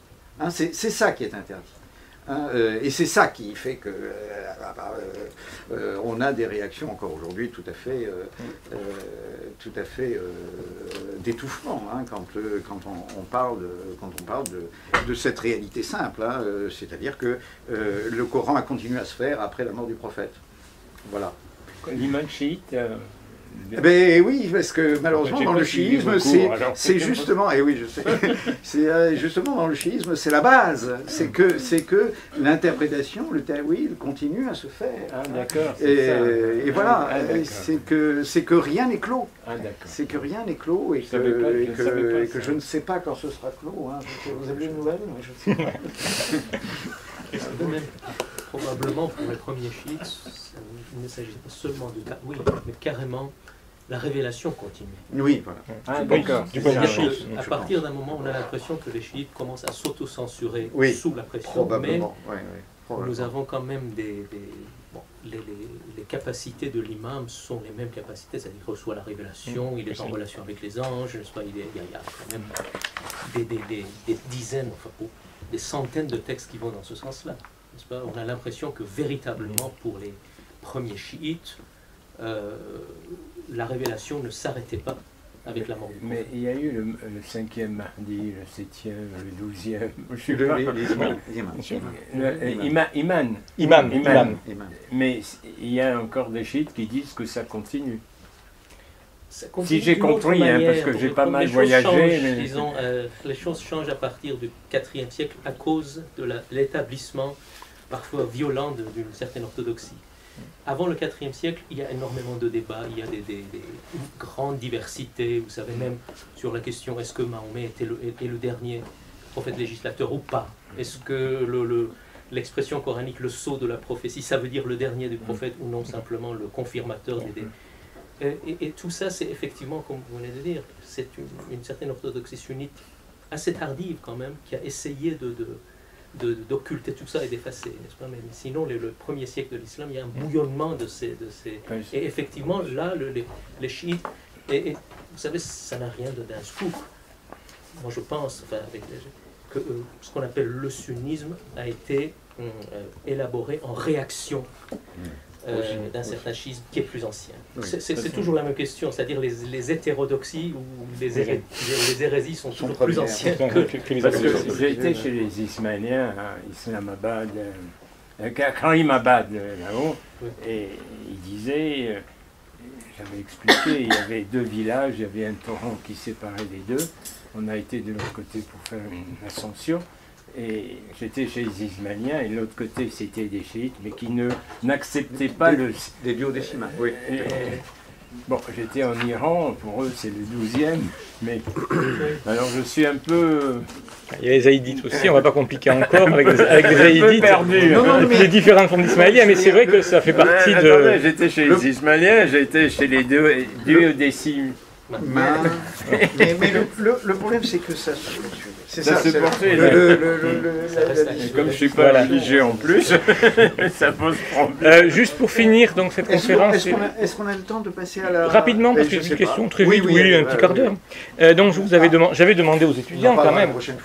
Gabriel, tu leur as demandé, donc j'imagine qu'ils ont suivi tes injonctions, de lire attentivement la première sourate. C'est-à-dire celle que vous avez sur la page 2. Voilà, la Fatiha. Alors, ça va être un peu, on va dire, interactif pour finir, notamment pour les étudiants. Donc, est-ce qu'il y a qu'est-ce qui vous paraît, on va dire, remarquable, étrange, curieux dans cette sourate? Est-ce qu'il y a des choses qui vous paraissent spéciales, enfin qui vous dites... Elle n'est pas longue. Hein, elle n'est pas longue, vous avez pu la lire avant. Hein. Vous l'avez toute entière. Voilà. Est-ce qu'il y a des choses qui vous paraissent, que vous lisiez le français? Bon, le point important que je vais vous faire dire, mais vous ne le direz pas, marche aussi qu'avec le français, mais on peut éventuellement se rendre compte de choses avec l'arabe, que j'ai transcrit. Est-ce qu'il y a des éléments qui vous paraissent tout à fait étonnants dans cette sourate, par rapport à ce que vous connaissez du Coran, au Coran que vous avez en principe lu, j'espère quand même? Est-ce qu'il y a des choses étranges qui vous... N'hésitez pas à parler, c'est un peu... Oui? Le jugement. Oh, ça c'est très courant dans le Coran. Yawm ad-Din, le jugement dernier, c'est une expression... C'est du point de vue stylistique. C'est plus du point de vue stylistique, oui, de la présentation, oui. Il y a quelque chose que je vois, mais je ne suis pas sûr. Mais il y a plusieurs choses. J'ai beaucoup de mal, oui, parce qu'on a tellement l'habitude de la répéter sans réfléchir. Les rimes sont bonnes, il n'y a pas de problème. Bon, par contre, pour vous donner un indice, effectivement, il y a une rupture de rythme dans la deuxième moitié du verset 7. Et il est très probable que la deuxième moitié du verset 7 est un ajout postérieur, car elle rompt totalement le rythme de la sourate quand on la récite. Bon, mais c'est pas ça que je voulais vous faire dire, c'est autre chose. Oui. Justement, je parlais du verset 7. Oui. Il y a une catégorisation des hommes en trois catégories. Donc, on va dire deux grandes. Hein. Ceux qui ont les bienfaits, et puis deux. Ouais. Donc les croyants, ceux qui reçoivent les bienfaits, ceux qui sont l'objet du courroux, donc certainement les infidèles. Et les autres, une troisième catégorie à part les égarés. Il y a plein de débats dans la tradition musulmane postérieure, ce sont les juifs et les chrétiens, est-ce que les chiites en font partie, évidemment. Bon, ça c'est les débats classiques. Le Coran est un texte très politique et très polémique. Quand il envoie, on va dire, une objection, il reste vraiment à un niveau de généralité qui rend très compliqué l'identification éventuelle. D'ailleurs, c'est fait exprès, hein, c'est pour que ça puisse marcher contre beaucoup de monde différents. Bon, la structure de relation de personne, vous voulez, c'est... au verset 5. Oui, voilà, vous avez vu. Les 4 premiers versets parlent de Dieu à la troisième personne du singulier, et les suivants, nous, donc nous qui prions, s'adressent à Dieu à la deuxième personne du singulier. Principe d'iltifat, changement de pronom personnel. Comment l'expliquer? Eh bien, si vous voulez, j'ai l'explication, je pense. Enfin, elle a été, je crois, parfois suggérée en passant dans la littérature. On ne l'a jamais vraiment suggérée en rapport avec le changement de personne. Mais si vous regardez un peu le verset 5, c'est toi que nous adorons, toi dont nous demandons l'aide, de par son contenu et sa forme, ça évoque furieusement un répond psalmodique. C'est-à-dire qu'il faut imaginer la sourate, si on imagine un peu les liturgies juives et surtout chrétiennes de la fin de l'Antiquité, avec des chants en chœur alterné, ou avec le célébrant qui dit une partie de la prière, et l'assemblée qui lui répond et dit l'autre partie de la prière. Imaginons le célébrant parlant de Dieu dans les 4 premiers versets, s'adressant à la fois à Dieu et à l'assemblée, et l'assemblée en retour s'adresse à Dieu, avec le nous, donc, puisque c'est eux qui parlent, et toi, Dieu, à la seconde personne du singulier. On aurait donc là un indice, je crois, assez... une fois qu'on voit la sourate ainsi, c'est-à-dire fonctionnant autour de réponses psalmodiques, on ne peut plus l'avoir autrement, si j'ose dire, ça paraît assez évident. Et ça augmente encore, je dirais, ça confirme ce que disait Baumstark, précisément. Alors, il est bon parfois de donner les noms de grands savants. Donc Anton Baumstark, un grand savant allemand, spécialiste notamment écrit sur l'islam et beaucoup sur les chrétiens d'Orient, notamment sur la liturgie comparée. Et Baumstark affirmait clairement que du début jusqu'à la fin de sa prédication, Mohammed était extrêmement influencé par la liturgie chrétienne et par les formules liturgiques chrétiennes. Bon, là, on a même l'exemple, je veux dire, par exemple, je reprends ce que j'ai écrit, si vous me permettez, dans le cadre du cours Anne Séminaire sur cette sourate. Bon, comme je suis très mal organisé, il faut que je retrouve ce que j'avais écrit. Voulant être écologiste, je fais des impressions recto verso et en fait c'est pas très pratique du tout quand on doit. Bon, donc il faut que je retrouve. C'est vers la fin en principe. Alors il faut que j'aille vers la fin plutôt. Du papier, mais... Voilà, mais c'est pas pratique. Voilà. Moi, donc d'un côté sur du vieux papier. Ce que j'ai rapidement expliqué, donc poème liturgique à forte connotation eschatologique, et typiquement le verset 4, Yaum ad-Din. Nombreuses réminiscences bibliques, avec notamment Isaïe 35, verset 8. Il y aura là une chaussée et un chemin. On l'appellera la voie sacrée, l'impur n'y passera pas. Et puis bien sûr, le verset 5 qui évoque un répond psalmodique. Donc on peut diviser la sourate en deux parties.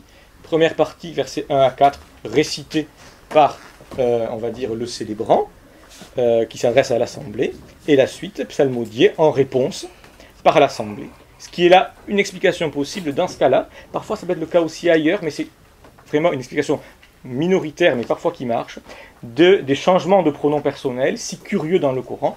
C'est quand même parfois des passages, et là, je crois que, quoi qu'on en dise, ça montre qu'il y a un processus de composition ultérieure à partir de morceaux préexistants. Quand vous avez « nous », c'est Dieu qui parle dans un verset, « il » au verset suivant, et puis « je », c'est Dieu qui parle dans le suivant, ou bien quand vous avez « nous », c'est Dieu qui parle, et puis juste après « nous », mais c'est les anges qui parlent. Bon, ça fait quand même partie d'éléments d'organisation qu'il est difficile de surmonter complètement, hein, avec l'idée d'une... Oui. Guillaume, je ne sais pas de mémoire comme ça, mais vous connaissez l'article de Philippe Gignoux sur Je le cherche. Sur un ancêtre syriaque de la Fatiha. Je le cherche. Ce qu'on peut remarquer, c'est que beaucoup de formules syriaques, enfin, du coranique, pardon, sont parfois des traductions quasi...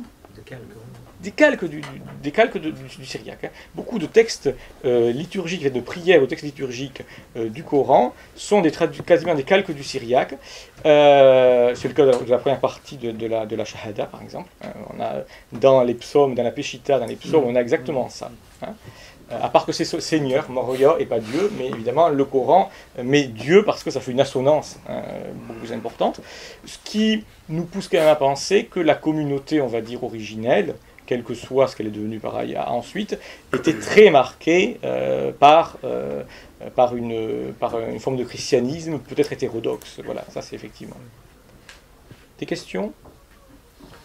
Encore, oui. Une question parce que un très juste titre dit qu'il faut être attentif à la terminologie, au vocabulaire, les orientalistes qui parlent de la révélation, etc. Et à mon avis, il faut être aussi extrêmement attentif en utilisant les termes de Coran et de l'islam. Oui. Je ne sais pas si on peut, en parlant des origines du Coran, on peut parler des origines de l'islam. Je suis d'accord. Oui, je suis d'accord, entièrement d'accord. En parlant des origines du Coran, et même du Coran, oui. C'est de la préhistoire de l'islam. Je suis d'accord. L'islam en tant que religion institutionnelle et un système de pensée né après tout cela. Je suis entièrement d'accord. Mais ça, c'est pour ça presque que... sur les cendres. Oui, bah oui. Non, mais je suis entièrement d'accord. Parfois, j'en parle, bon, on va dire parce que c'est plus simple. Et, non, bien sûr. Voilà. Mais c'est vrai que, pour un nom très simple, déjà, bon, le terme Coran, à la base, c'est un nom commun, c'est pas un nom propre. D'accord ? C'est un nom commun, dont on sait qu'il est emprunté au syriaque, qui veut dire lectionnaire. Bon. Islam, au départ, c'est un nom commun aussi, dont le sens n'est pas très clair, hein, c'est pas ce qui est le plus facile à comprendre. Donc évidemment, il est important de ne pas, on va dire, faire d'anachronisme hein, quand on traduit le Coran. Alors dans le cas du Coran, il y a un point intéressant dont j'aurais voulu parler dans ces conférences, mais j'en aurais pas... Il y avait eu 5 ou 6 conférences. Mais c'était la question de la fameuse autoréférentialité du Coran. Bon. Le Coran, quand on le lit comme ça, donne l'impression de beaucoup parler de lui-même. Bien. Alors, est-ce que c'est effectivement une particularité du Coran ? C'est quand même un peu bizarre, un texte qui n'existe pas encore et qui parle beaucoup de lui. Bon. à mon avis, il y a des passages du Coran où le terme Coran est clairement un terme pour une prédication donnée sans parler du Coran. Je pense clairement que les passages du Coran où il est question de Coran et où visiblement ça fait référence au codex datent justement du travail des scribes. C'est la logique elle-même, c'est le bon sens le plus élémentaire qui commande ce type de lecture. Et effectivement, parce que sinon on devrait admettre que parfois le Coran, si on admet que tout remonte à l'époque du prophète, ça suppose quand même qu'on avait en tête de faire un livre dont personne n'avait encore vu le début de la réalisation. Bon, voilà. Mais vous avez encore des gens qui pensent à ça parce qu'on est tellement influencé par la trame narrative générale de la tradition musulmane, par la manière dont c'est raconté, qu'on prend les choses à l'envers. C'est pour ça que j'ai fait au début de la conférence ce petit détour par la tradition musulmane, parce que c'est justement ce qui explique la façon dont on voit les choses. Oui ? Peut-être une question dernière ? Peut-être encore. Encore une. Comment ces scribes ont été choisis en fait selon quel critère ? C'est un vaste sujet. On a des noms la tradition musulmane donne quelques noms de scribes. On parle de Zaïd ben Thabit, Ubay ben Ka'b. On sait qu'il y a une équipe de scribes plus tard autour de Al-Hajjaj bin Yusuf. Oui. Donc ça, on a des noms de scribes. On sait qu'il y a un certain nombre de personnages qui ont visiblement joué un rôle dans la collecte et la composition du Coran. Les scribes, on va dire par nature, sont des gens voués à rester anonymes. Le rôle du scribe. Bon, donc le fait qu'on n'ait pas trop de noms, ça c'est pas surprenant. Mais on a quelques noms de gens qui, selon la tradition, auraient joué un rôle dans ce processus de constitution du Coran. On a quand même quelques noms. Bon. Mais on ne sait pas grand-chose sur eux. Et d'autant plus que la liste de ces noms, soi-disant de la commission formée sur Harsman, la composition de cette liste change d'un auteur à l'autre. Donc, c'est très idéologisé, on va dire. Très mais par contre, dans un des livres qui est peut-être un des plus anciens livres de l'islam, c'est-à-dire Kitab Sulaym al-Raïs, on nous parle, il y a des passages sur le fait que dès Muawiyah, il y a des scribes qui travaillent, qui ont un travail rédactionnel sur le Coran. Donc, pour le califat omeyyade, quand même. Oui. Pour le califat, mais tout entièrement d'accord. Mais sans donner de nom. Oui, il n'y a pas de raison. Il n'y a pas de raison qu'il y ait le nom. Le scribe est là pour mettre sa plume au service du pouvoir. Ce sont des fonctionnaires. Voilà. Et donc ça veut dire que le Coran, et c'est un point intéressant, le Coran est un texte dont la composition est très centralisée par un pouvoir politique engagé à la fois dans une compétition avec l'Empire byzantin et dans des débats et des conflits et des guerres avec d'autres groupes musulmans. Penser que le texte coranique sortirait indemne d'un tel processus, c'est bon. Voilà, tout simplement. Bien, je vous remercie de votre attention. En tout cas. Merci beaucoup. Les enjeux, j'ai suivi des cours de Goldberg, vous connaissez.